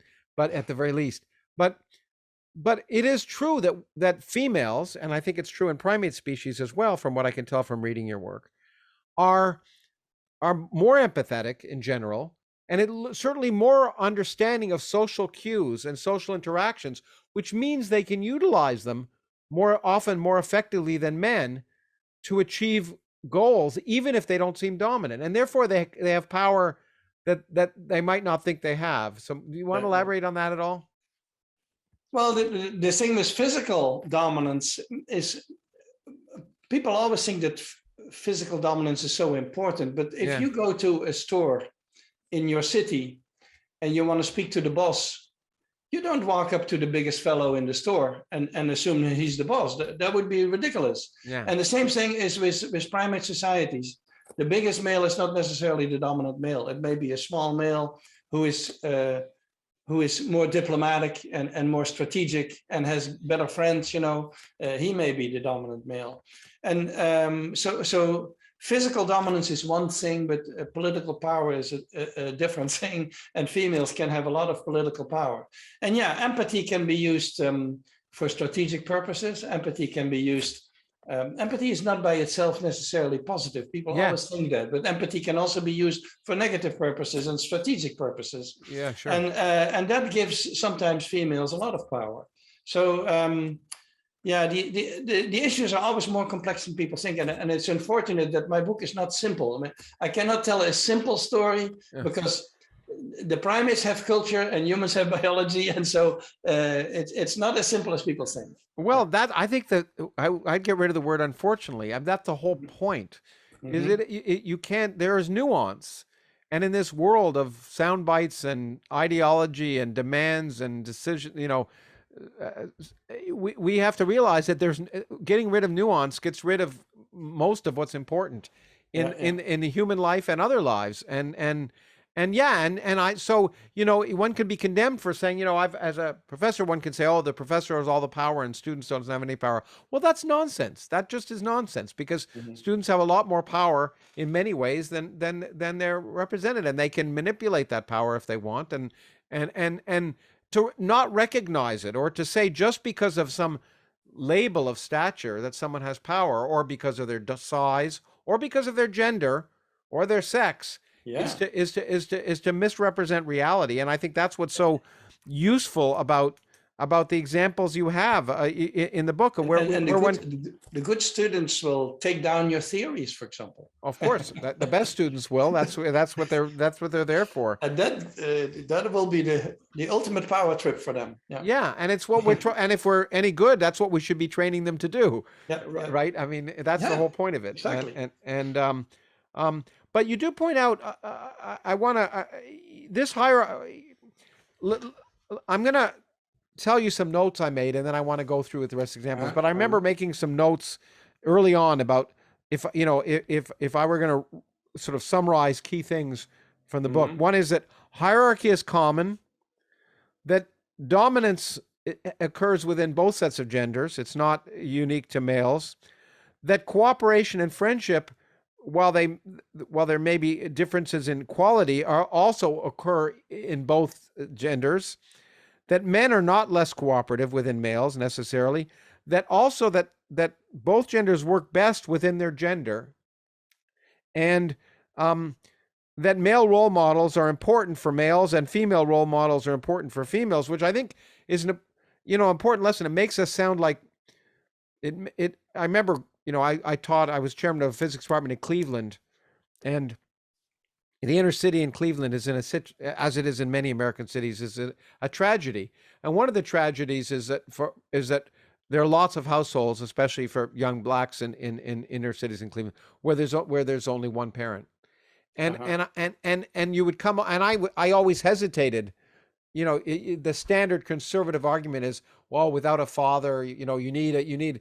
This was the argument against same-sex marriages, for example. Without a father, kids are at a disadvantage.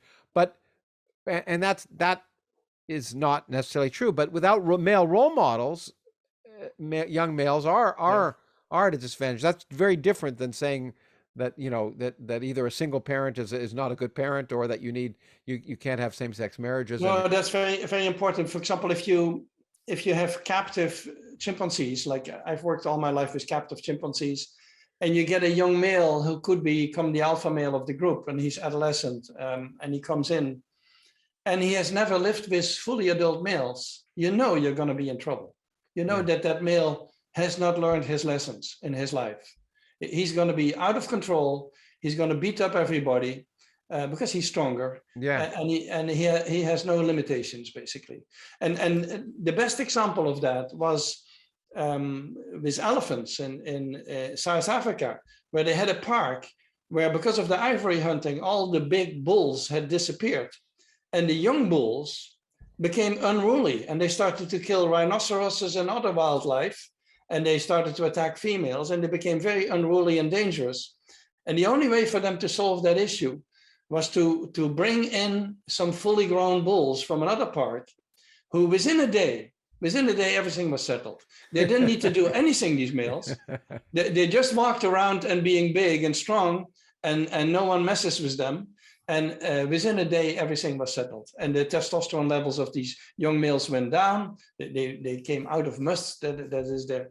So yeah, having adult males around is very important for young males to learn certain self-discipline, basically. They learn that from the adult males, who will put limits on their behavior. And just their mere presence, they don't need to do anything, just their mere presence. And I would say for fathers in families, this is probably also true. They don't need to be harsh or disciplinarians. Just being there is already probably enough for the younger males. Yeah. Important. But you also point out it's also true for, especially when it comes to infant upbringing, it's important for young adolescent chimps or young women to have role models as well. They need it. In fact, they don't. It's not being the maternal instinct may be there, but being a mother is not natural. Yeah. Nor is learning how to work within the female social structure natural, and they need older females to learn from, especially probably in bonobo. Why don't you talk about bonobo society and the female? The discussion we're having now relates to that very first issue actually I talked about, which is a dominance, that hierarchy is common. Mm-hmm. and that there are hierarchies. We all the jargon is there's a hierarchy and males are at the top and females are at the bottom, and we got to change that. But one of the things you learn from is that hierarchies are everywhere, and this notion of egalitarianism is an illusion and a delusion in many cases. Your first example was actually, I think, when you joined a feminist organization, right? In back in Holland. Yeah, yeah, yeah. Of course, that's another story that you sometimes hear, is that men are more competitive than women. I don't believe that from what I've seen in my life. And I don't believe that based on what I know about primates, is that there's plenty of competition. It is, male competition is often more physical, so you see it more easily. So there was a scientist, a Finnish scientist, who studied schoolyards, children, and she would say that if you watch the children, by the end of the day, you have seen many more boys fighting than girls. If you ask the children by the end of the day, did you have a fight? The girls have as many fights as the boys. So that's a bit the difference, is the girl fights are indirect, often based on gossiping or talking about somebody or turning away, or and nowadays with the social media, that has exacerbated, of course, things. So the style of competition is quite different, but there's no absence of competition among females, no. Or absence of hierarchy. Yeah, no. And in fact, let's talk about hierarchy. Because am I correct? Did you introduce the term alpha male, and are you responsible for that? And I think you say you apologize for it in the book a little bit, right? I don't apologize. So the term alpha male comes out of wolf studies from the 1940s. Uh-huh. And it just meant the top male. That's all it meant. That's the point. Alpha male is now a derogatory term, and it shouldn't be a derogatory term, because you point out, I mean, over and over and over again, that alpha male, sure, there's a hierarchy, but alpha male is not someone who beats up everyone, who dominates everyone. Alpha male is someone who helps social cohesion. And so why you say it better than me? So when I wrote Chimpanzee Politics, I used the word alpha male quite a bit for the top male. Yeah. And later it was used in Washington by politicians to describe certain politicians. Yeah. And you can imagine which types they are. Yeah. And so then it became sort of negative label, which I had never intended.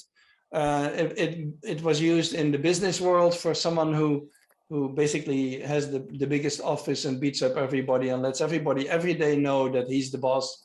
So it became a type. It's not the top male anymore. It became a kind of type of male, a bully. And now sometimes in chimpanzees, we do have bully alpha males. They do occur, and they are not very popular. But Nico, most of them... Huh? Was Nico this young alpha male, Nico or something, or Nicky? He was too young, I think, to alpha be. He was 17 when he became alpha male, which is really young. And he acted as a bully, didn't he? Didn't he act as a bully and eventually got to comeuppance? Well, he was not very respected. It's interesting that the females would not let him break up fights. So, for example, alpha male, a good alpha male, breaks up fights and stops the fights, among others. But if Nicky, a young alpha male, tried to do that, the two fighters would go after him and chase him off. So they did not accept his leadership, so to speak. Even though he was the alpha among the males, that didn't mean that all the females were on board with that. But I've known alpha males who were extremely popular, who were good at defending the underdog. They would defend females against males, the young against the old. They would keep the peace and unity in the group. And then they become extremely popular, and everyone wants to keep them. If they are challenged by a younger male, everyone is going to support the alpha male because that's the one we want to keep.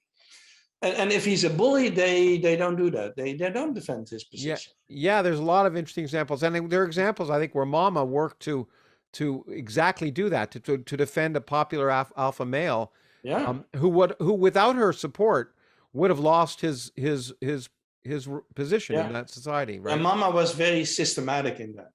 If during the day a female had supported the wrong male, so to speak, she would, by the end of the day, she would punish that female. She would get her. Yeah.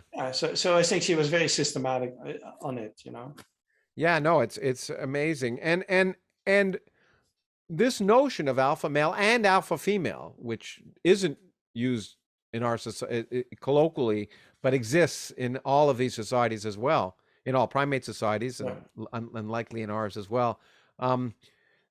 you point out that the one of the problems is that psychology books become ideology books. That words like power and dominance are have a bad connotation, even though they exist. Yeah. And one needs to talk about them, but we're not supposed to talk about them because they're bad, and somehow by talking about them, it suggests we condone them. And I'm so surprised by that, because if you live at a university, well, you have lived all your life at universities. Yeah. It's one big hierarchy. Yeah. You have the chancellor or the president, and then you have the deans, and then the associate deans, and and then we get to the heads of the departments, and then and it goes all the way down to the first year undergraduate students. Yeah. It's one big hierarchy, but no, we don't have that. Oh no, we don't. We are egalitarian, you know. Yeah. No, exactly. I mean, and that hard, and it's important to know how to work that well. And that's just like any society. The people who work best, and in the bonobo society or with mama, to function best is not to ignore that hierarchy, but to understand how to work within it to get what you want, which is what I think most professors do. I've watched quite a few faculty meetings, of course. And I'm usually not involved in the power struggles. I'm really more an observer. Yeah. And I find it interesting to compare. And I've seen a coup one time. I've seen in the beginning at the faculty meeting, there was a professor who was very important professor, and always walked around very proud of himself. And then one day they voted against him. He had a certain candidate that he wanted to push forward. They voted against him. From that day on, his powerful pose was gone, and his voice had dwindled, and he took retirement within a year. And I think I basically saw what I've seen in chimpanzees too, an alpha male lose his position. Yeah. Oh yeah, no, it's probably, one could be I'm sure they've done this. Actually, Robertson Davies is a wonderful writer who probably acted like an anthropologist looking at academia. But it would be, it is very similar to those societies. You're right. And as someone who's had various roles in them, from professor to eventually become chairman of the department, actually, probably as chair, the biggest, certainly, I became chair of the department relatively young. I was 38, and I'd come from a relatively junior position, sort of, at Yale, where if you weren't an old professor, you're always junior. And the biggest shock to me was learning how to that not only that hierarchy existed, but how to function within it, how to essentially become an alpha male, how to take all these competing competition and egos and other things and learn how to function that. You never learn that as a professor, right? You're always on your own. And so it was a shock to me. And so being the alpha male is actually a very stressful position. People always think it's wonderful to be alpha male, but there is a baboon study where they look at fecal samples and they extracted cortisol, which is a stress hormone. And of course, what you would expect is that the low-ranking male baboons, they have high cortisol, so they have high levels of stress. But the highest level is the alpha male, because the alpha male needs to look over his shoulder the whole day, because there's other males who want to take his position. Yeah. So he may be alpha male, and it may look wonderful, but actually it's a stressful position to be in.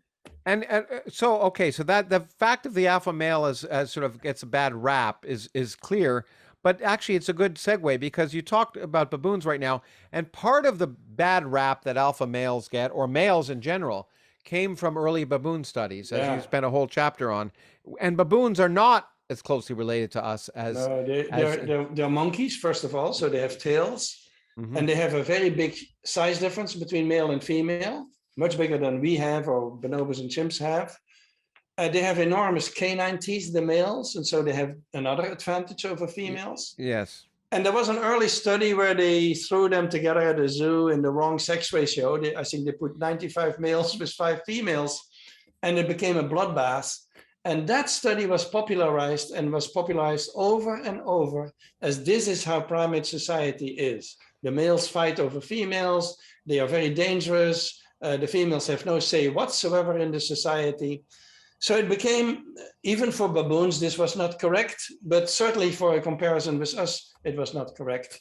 And so it's a very unfortunate circumstance that this early study from the London Zoo became so influential. and of course, you talk about some people who will not name who unfortunately promoted it tremendously and among the popular culture Yeah. and yeah. Anyway, I'd rather not name those people. They don't deserve. They deserve to be in the dustbin of history. The but it's the recognition that it's not such. That's one example. You talked about feminist primatology, but which is sort of good and bad, I think, in some sense. So the sense of recognizing by female primatologists, both my actually one dog is a male and one's a female. They're both objecting to what we're. Yeah, they both have opinions about this. Yeah, that's right. Actually, I think there's someone at the door, but hopefully I won't. If they stop barking, then the door has been. Uh-huh. I'll be right back. Hold on one second. Anyway, okay. So having had the animals, my animals here make their point, my male and female dog.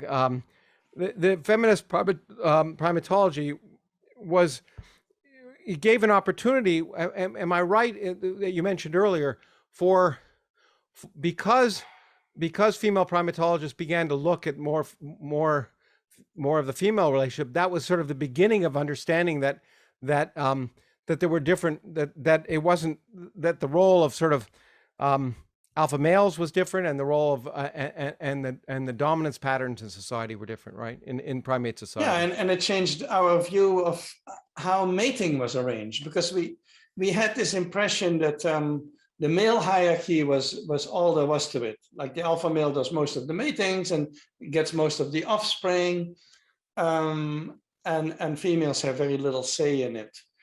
It's until we started doing paternity testing, where we discovered all of a sudden that there were lots of males who were siring offspring who were not very high ranking. They might be young upstarts, and that meant that at night or behind the bushes, and with female cooperation, obviously, there was something going on that we didn't see. And this is the story of primatology, is that we discovered that the male hierarchy, yes, it's real and it's important, but it's certainly not the only thing that's out there. Yeah, absolutely. In fact, it overcame, and bonobos are the key.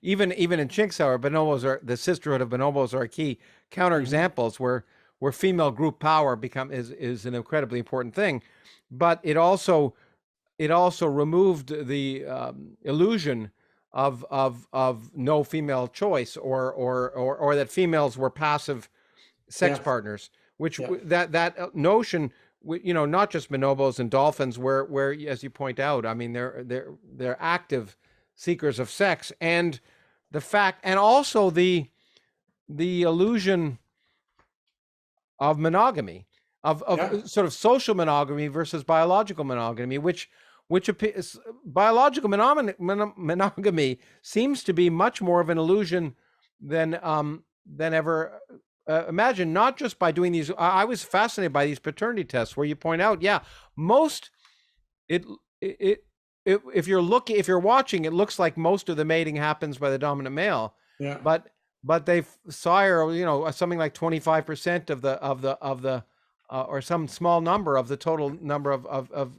But we have that bias even in human studies, of course, is that when you test on a campus and you ask the students on campus how many sex partners they have, the boys have many more than the girls. Yeah, you give this great example. I was going to ask you, elaborate on this. This is great. And people couldn't understand how this is possible, because it's, of course, mathematically not easy to achieve that. Yes. And then they found with a fake lie detector test, and that's one of the reasons why I don't like questionnaires at all. Yeah. Because they had this fake lie detector test where they put kids on a sort of machine, and all of a sudden the girls had more partners than before. Yeah. So as many as the boys, I think, and so and that's what you would expect, and that's why questionnaires. I would hope that psychology one day gets rid of them and starts observing things again. And of course, the psychologists who work on children, they do that. I have most in common with child psychologists, because they work with nonverbal children sometimes, or they don't ask as many questions. They test them in the lab, and I can relate to that. That's much better work, in my opinion. That's why I would have loved to hear about your experience as a father. But in any case, that's in a different part of them. That's in a different multiverse. But anyway, but you're right. To make it clearer, that example was a great example. This lie detector test. The point is, when the students, there was a dramatic change in response. When the students thought they had it under a lie detector and therefore assumed it was known where they were lying, the number of sex partners changed, and this illusion that women are less promiscuous than men, have fewer sexual partners, or less. All of that in human society is an illusion, and now you've discovered in primates. And the other area you point out, I think, was that this was first most demonstrated in birds, right? Wasn't it?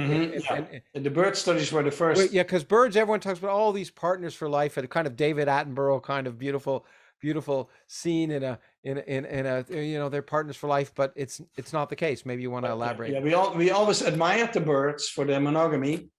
But it now turns out not to be as perfect as we thought. Yeah, for sure. And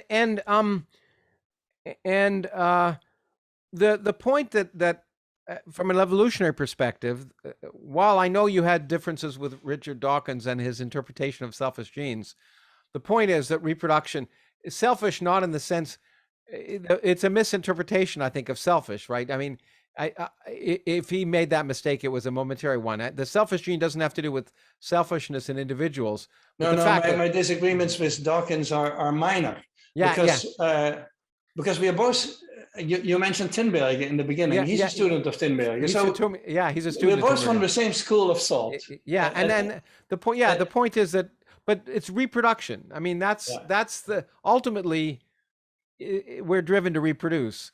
I have no beef with that part. No, I know, and no, in fact, to utilize it, I think that's the point. You're in your book is that there are many things we do when it comes to the mating game that don't appear to be good for our own status, our own longevity, but rather are important to be able to get a mate.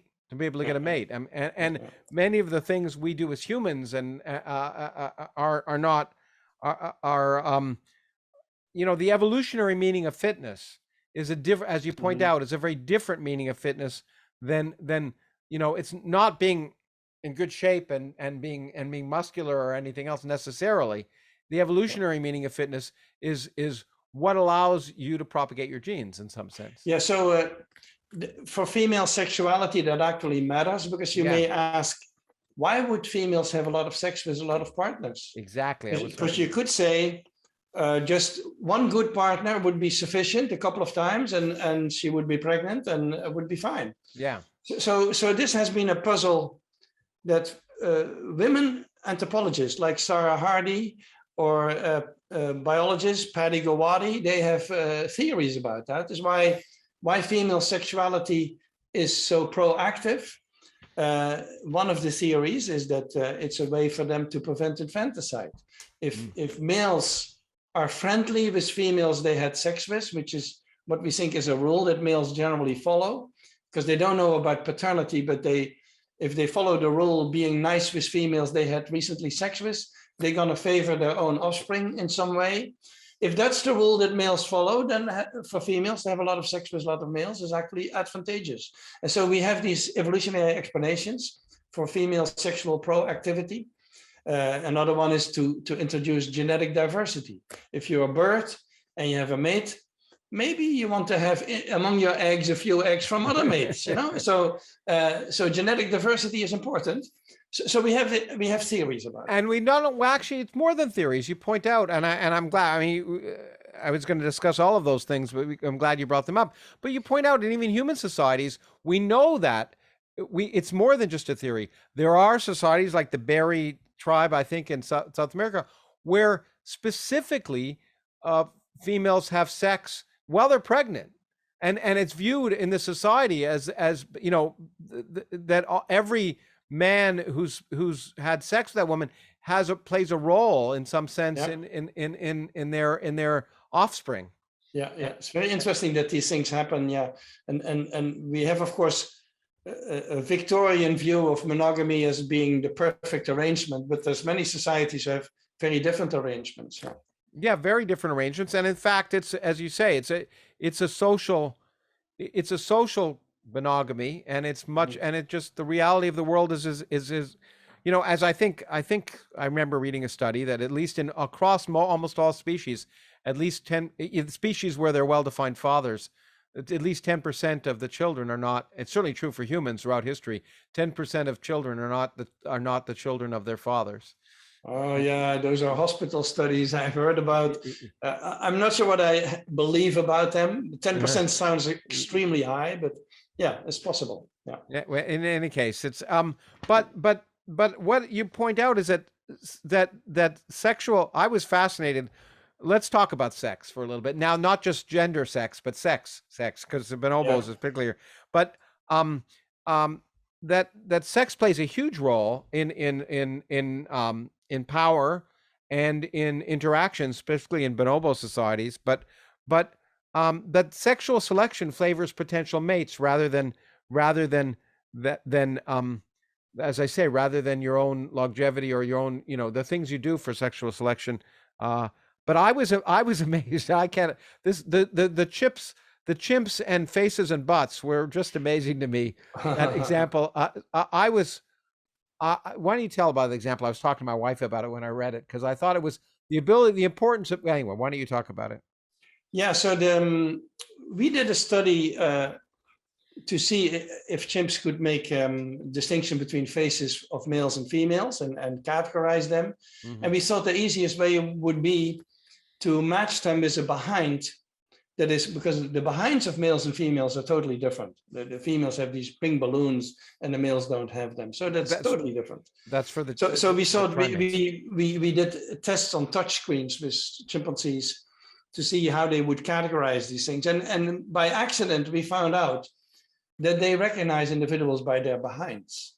That if you show them a face of a chimpanzee and the behind of the same chimpanzee, they match these things, but you show them the behind, even if it's of the same sex individual, but of a different one, they don't match these things. And so we discovered that they recognize each other by their behinds, and we wrote a paper and we got the Ig Nobel Prize. The Ig Nobel Prize for that. And then later, Mariska Kret in the Netherlands, she did the same thing with humans. She also had pictures for bonobos and chimpanzees on touchscreens, but also for humans. Mm-hmm. And human males are actually better in recognizing behinds than human females. Yeah, the behinds of others. And she found the same thing in the chimpanzees, is because the chimpanzees look much more at behinds than humans do, and so the chimps were actually better at it. So it's a sort of a strange story, but what it does mean is that we have a whole body image. So we recognize people probably mostly by the face, but we have a whole body image, and that's why if you look at a crowd of people, you can find your wife, for example, just from behind, without knowing her clothes or nothing, just by the attitude and her body and how she sits and all of that. We recognize that immediately. And it's important, again, from an evolutionary perspective, to be able to do that, I think. But the other thing you point out is that sexual selection is so important, obviously, for all species for which sex is a method of reproduction. That the status of a female changes within a society, within, I don't know whether it's both bonobos and chimps, when they're pregnant. And also when they're in what, estrus or whatever the word is for that, right? Their the way they're treated it changes. You want So a female who has a swollen genital swelling, meaning that she's fertile, she gets privileges. She can, for example, if there's a cluster of chimps who are eating meat, and she normally would stay out of that because she's not high ranking enough. When she has a swelling like that, she just goes into the middle and she grabs some of the meat. Her status is enhanced. And this has been described for wild chimpanzees, has actually been experimented on in captive chimpanzees. So their status fluctuates. They have more leverage when they have these swellings, especially with males, of course. And they learn that and they know that, right? And they can and they Yeah. take advantage of that. And I think you do make the point, and I think it's worth making the analogy to humans that, again, it happens with young women when their sexual selection, when their breasts develop, they're Uh-huh. noticed by young boys. And so what I think is, so what we tend to emphasize in our society is the risks that develops, but what we don't emphasize is the opportunities. And I think young Yeah. women also, just like female bonobos, young females also, many recognize the opportunities Yeah. Yeah. of that. And there's another moment of change, which is when a female becomes a mother. And she becomes a mother for the first time, Mm-hmm. she's going to be more respected. And so I've noticed that in monkeys when I did my monkey studies, but that's also true in apes. Yeah. Is when a female arrives with her first child, she's going to be treated differently by the group. Yeah, absolutely. There's of course also she of course also gets protection very often. Yeah, absolutely. You point out that many times that being a mother suddenly produces very different behavior. And it changes also the physiology. We know that for men, for example, human men who are primary caretakers. Yes. There are now neuroscience studies on that. For example, a man of a gay couple or a father who has lost his wife and is now the primary caretaker for the children. Yeah. His brain changes. His oxytocin is elevated. His testosterone goes down. He becomes a different character. He becomes more maternal, basically, in everything. So it's interesting how flexible we are as a species. And I think that needs to be emphasized always, is that we have human biology, but biology also sometimes follows our behavior instead of dictating. That's why things aren't simple. Yeah. And I think we have to recognize it's that interplay, as you point out, between genes and environment that works both ways, and it cannot be ignored in either direction. And I think that's one of the many lessons I think is a really important lesson that comes through from this book when it comes to gender and and other characteristics. I want to get as we get near the end of this, I want to get to both the final chapters of this book and some more general questions I have for you. You do point out near the end that violent behavior is more characteristic of males. There's no doubt about it, and it's true at least among all primate species, and it's true in all human societies. Yeah. But I think what you also point out, however, is that violence often, what people don't realize is often it's male against male violence, not male against female violence, which is so when the interpretation is that males are more violent, automatically has led in our society to the notion that males are more violent against females all the time. But certainly in our primate cousins, it's mostly male. Males may act in a dominant way, but they're rarely extremely violent to females, right? Yeah, the size difference between male and female, this males being larger, is driven by male-male competition. So the more male-male competition you have in a society of primates, the bigger the males are going to get, because that's what they worry about, their status among each other. Yeah.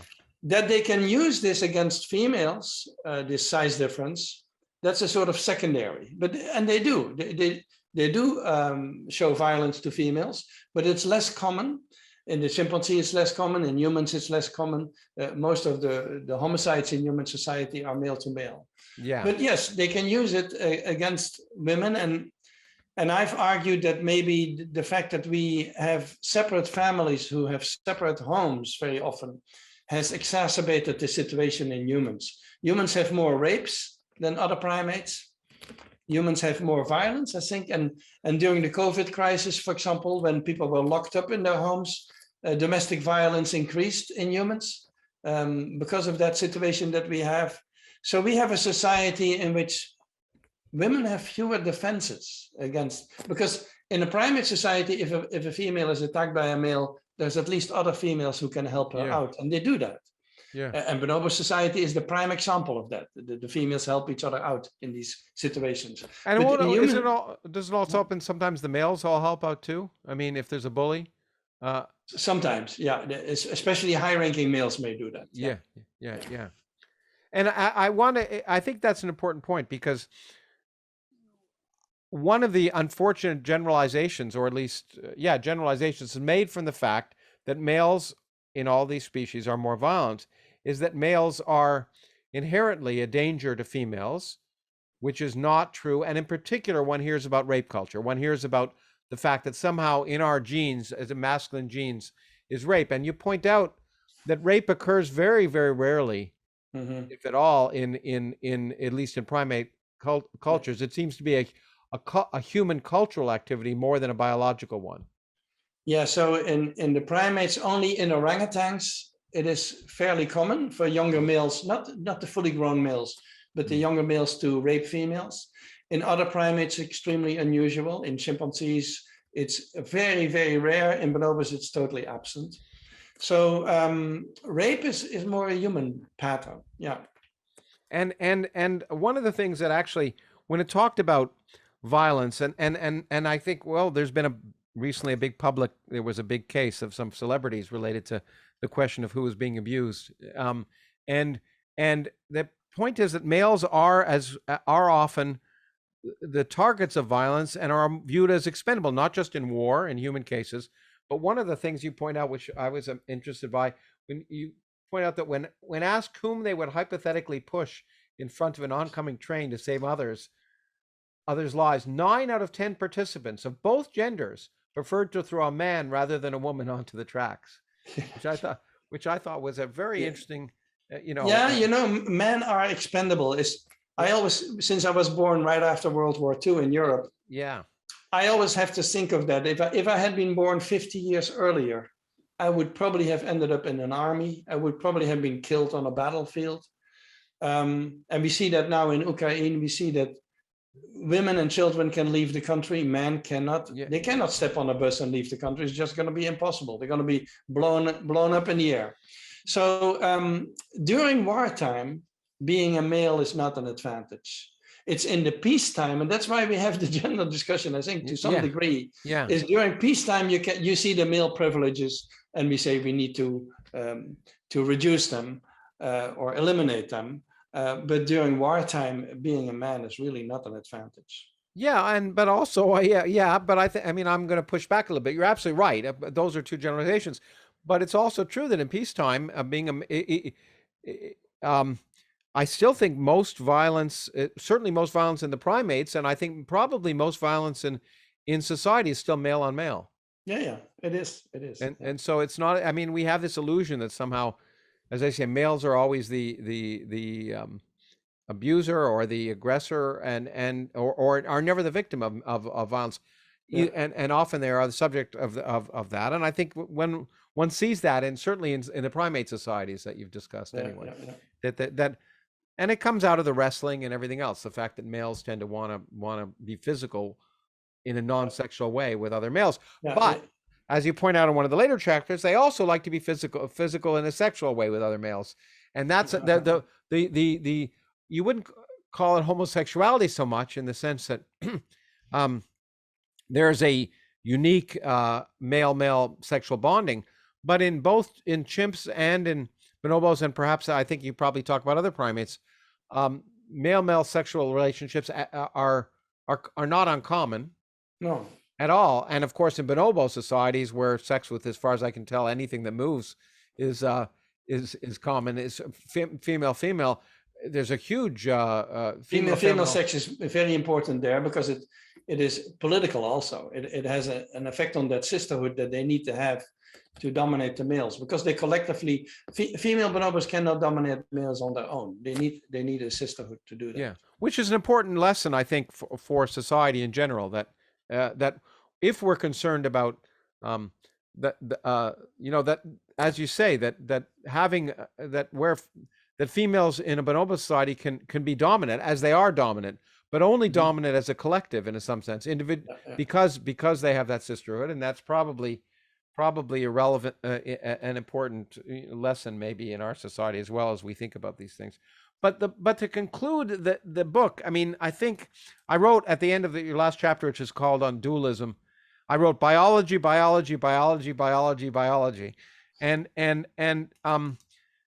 the point is that we are as this notion that our gender, which is which is a cultural and mental construct as much as as much as a biological one. You point out a very important statement, I think, that our bodies are the product of evolution, so our brains are too, and to somehow argue that gender is a social construct that has nothing to do with, that has no basis in biology, is just there's no sense to that. It's very much a masculine idea. So it comes from the Greek philosophers and all sorts of male philosophers since then, is that the mind is sort of separate from the body.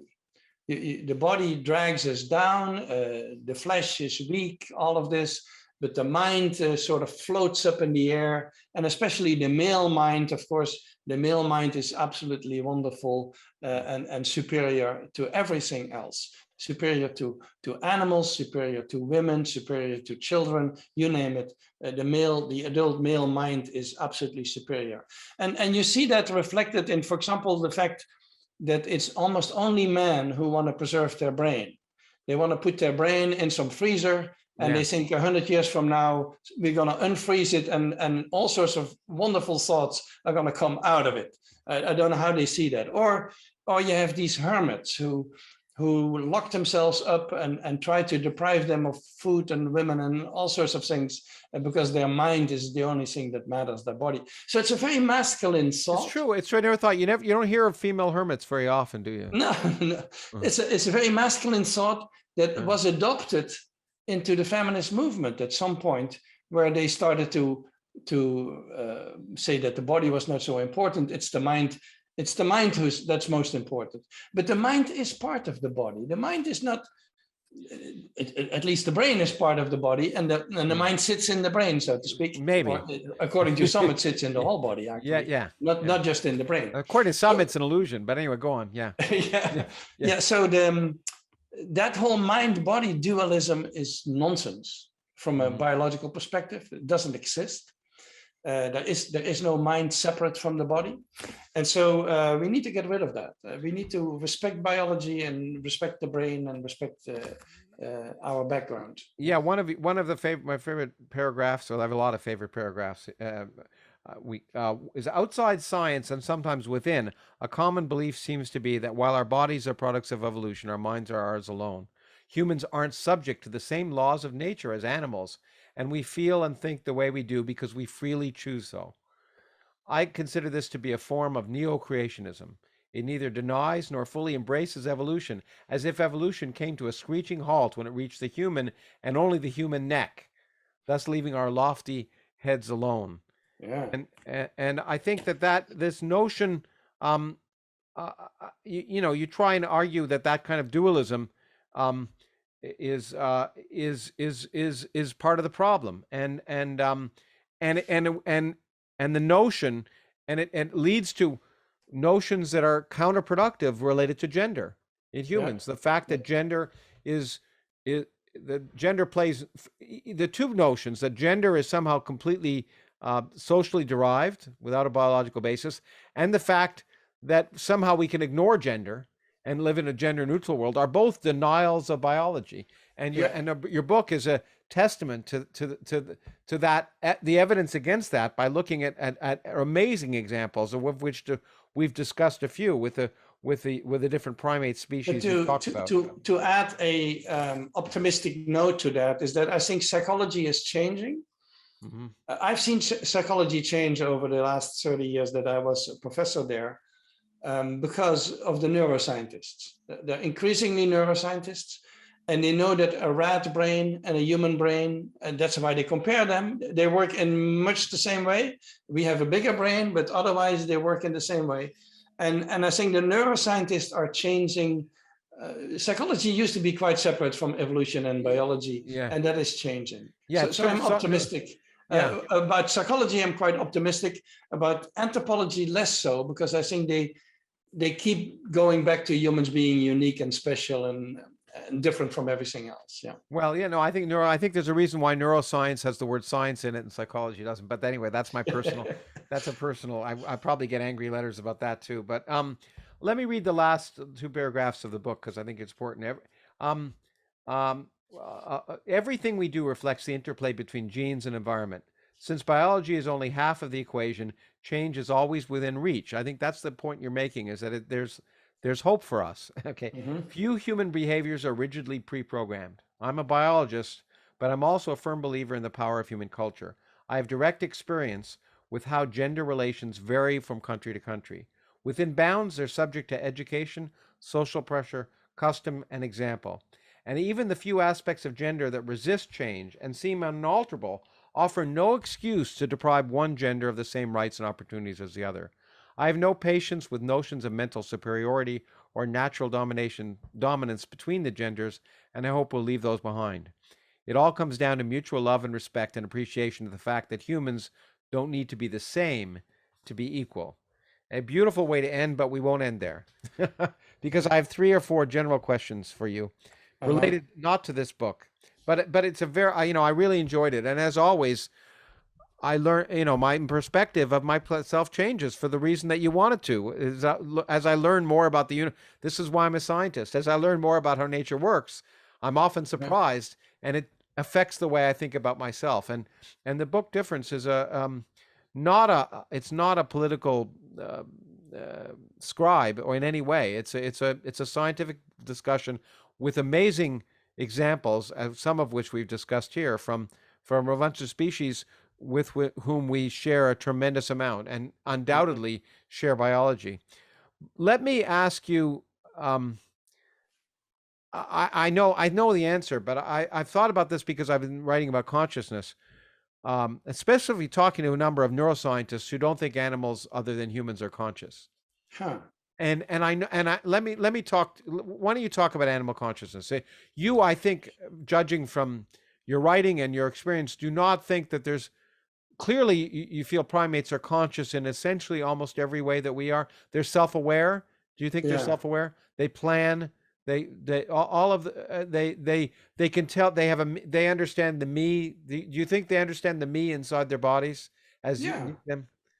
So yeah, my sometimes I'm very cynical about the question of consciousness because I say you tell me what consciousness is and I'll tell you if the elephant has it, and Yeah. and I never get a good answer. Well, So let me point out in my book, point out that someone pointed out to me that you can tell how much we know about a field by how many books are written about it.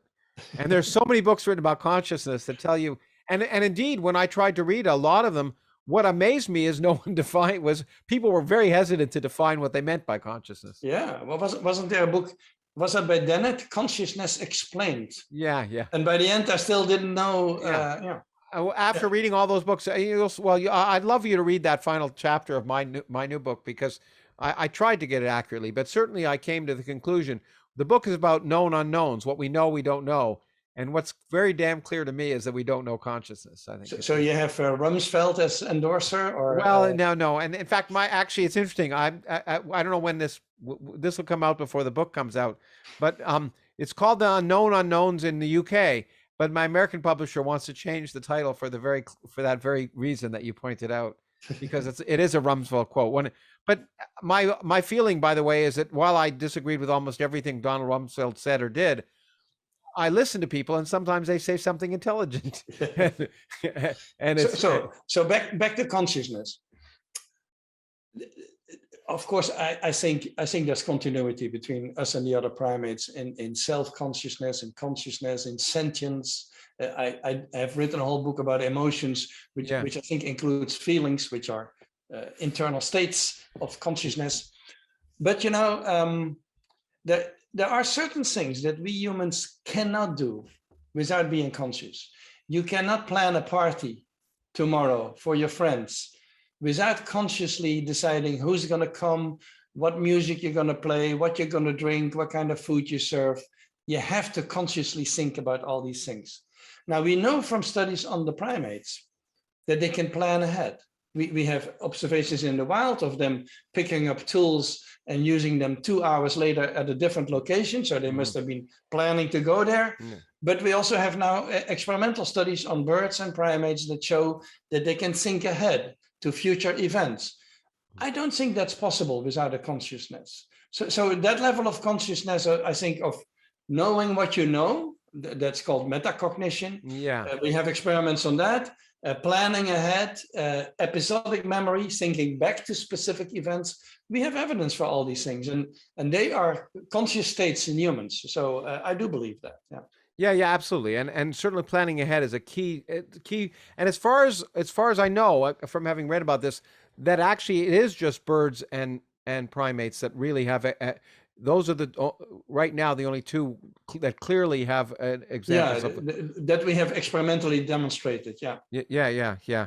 But some people would argue that okay, that's different than knowing about I and having and thinking that there's that I is subject and both object. I guess that's some people would argue is a sort of definition of it's at least a characteristic of consciousness.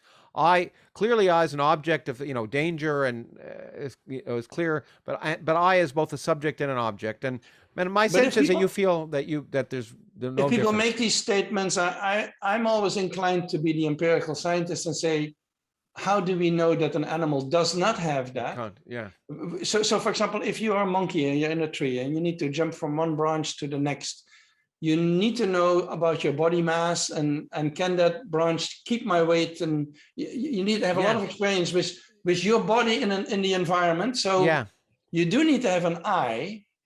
Well, whether you can reflect on the eye, that's a different thing. But I would then want to know, how would I know that, Yeah, that's the key point, and actually, that's really good. I guess we share so many things, which is one of the reasons I like you so much. I think, but my problem is that we'll never. We'll never know. One of as much as you hate self questionnaires, it's a way to find out at least what people think they're thinking.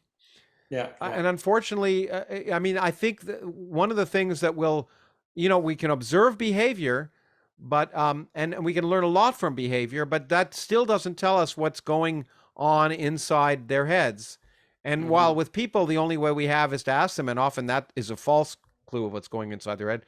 There are many more opportunities, but because with animals, I think it's one of those things. It's just always going to be a mystery because I don't, as a scientist, unless you can empirically know what's going on inside their heads. And I don't know of any way to do it. Well, it's a question. But with animals, I've written this book, Are We Smart Enough to Know How Smart Animals Are? I know, are? I have that book, by the way. And so with animals, we have an enormous history of people claiming they cannot do this, they cannot do that. There's a long history of maybe, I can list probably 30 claims like that have now been forgotten. We don't talk about them anymore because we have now a new experiment that shows. So if people say they don't have an eye and cannot reflect on the eye, I need to see proof of that. Otherwise, I'm gonna assume continuity. Yeah, I think it depends what you're. I think that's it. The point is, for you, it's innocent till proven guilty. For some, it's guilty till proven innocent. In the sense of you're going to, based on everything you've seen, you're going to, unless you have evidence against it, you're going to assume there's no difference. I've met cognitive scientists, neuroscientists who basically say, "Yeah, I know I want to believe my dog is conscious, but unless I have evidence that they are, I'm going to believe there aren't." I mean, I have two dogs and a cat, but when I see my dog feeling guilty, I cannot help but think that there's an eye there. But I also know that I want to believe, and I know as a scientist, the easiest person to fool is yourself. And sure, I want to believe my dog has a level of consciousness, and I'm sure it doesn't. So at some level, I have to be skeptical. But okay, I love that discussion. The last two things I want to talk about are morality and atheism, because you've also written a book about that. And as someone who's who's labeled as a big shot atheist myself, because I've spoken, because I have concerns about religion, both secular and non-secular religion. But I think your point being that morality is in some sense biological, is innate. And you want to talk about that a little bit? Yeah, I usually say that there are moral ingredients or building blocks that we have inherited. So it's not like morality was developed from scratch. We have empathy, for example, and a capacity for empathy, which we share with all the mammals. And what that does is that you're interested in others and the situation of somebody else and how they're doing. Are they doing well? Are they doing poorly? So empathy creates that. And I don't think you can have human morality without that capacity. If Yeah. you are a psychopath and you have zero empathy, I'm not sure you can be a moral being. You Yeah. would only think utilitarian, like Sure. in the sense of how do I get away with certain things, you know? So I think there are certain building blocks like following rules, a sense of fairness, empathy.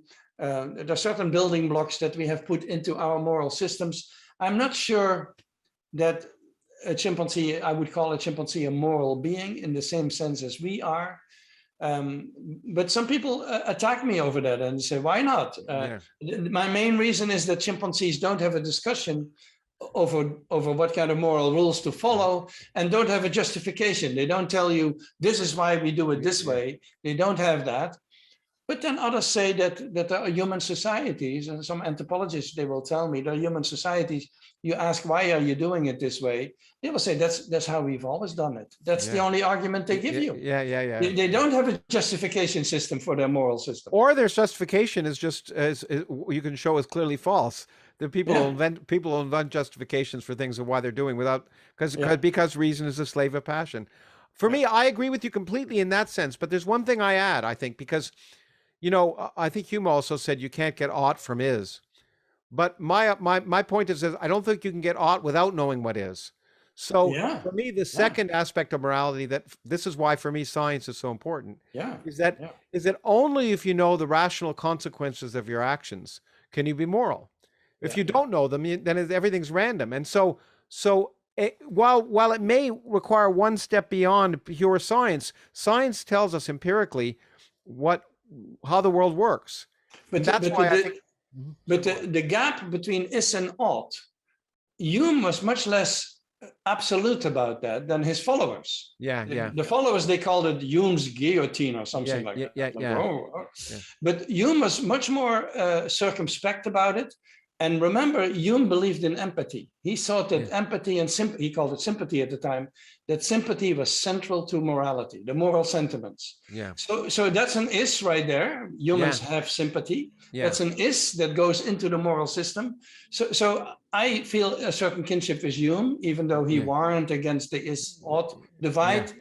But his followers, the philosophers, they used it to shove biology completely out of the picture, which I think is incorrect. Oh, absolutely. Well, I'm well known as having people think I'm an enemy of philosophy. I'm not, but I'm skeptical of many things, but I think that you're absolutely right. But I think that for me, that's why I think a system based on testing, empirical evidence, and rational analysis of that will leads to effectively something very close to morality. I mean, when you know the consequences and you can decide what ultimately is most rational, well, it's pretty darn close, and that's why I I think I think it means that science has produced. I guess I agree with Steve Pinker in this regard, that science has produced on the whole. The Enlightenment has produced a world which is more, I don't like the word morality particularly, but a world which is more ethical, or at least has improved the situation of the world because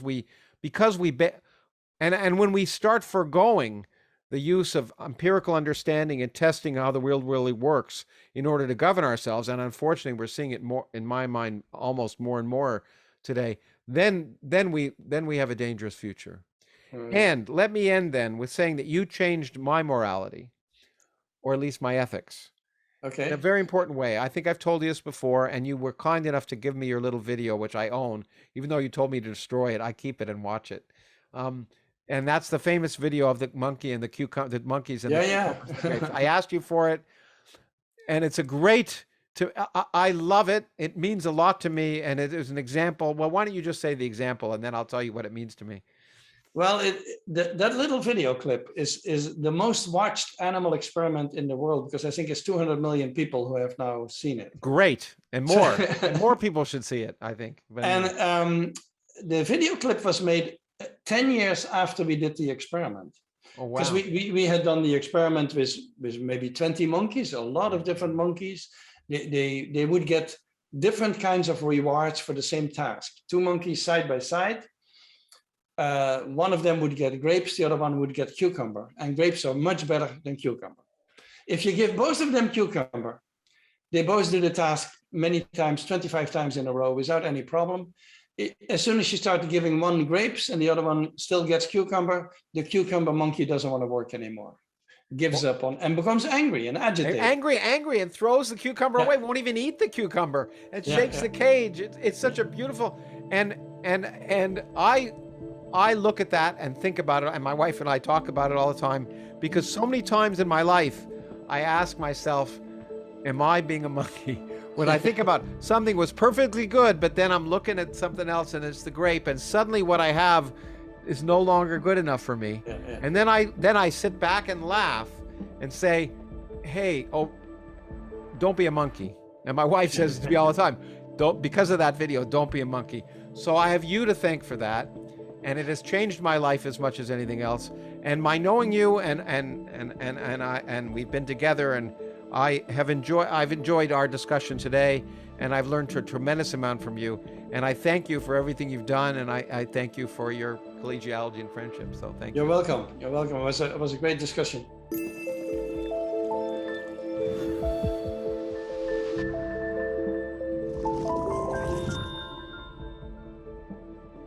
I hope you enjoyed today's conversation. This podcast is produced by the Origins Project Foundation, a non-profit organization whose goal is to enrich your perspective of your place in the cosmos by providing access to the people who are driving the future of society in the 21st century, and to the ideas that are changing our understanding of ourselves and our world. To learn more, please visit originsprojectfoundation.org.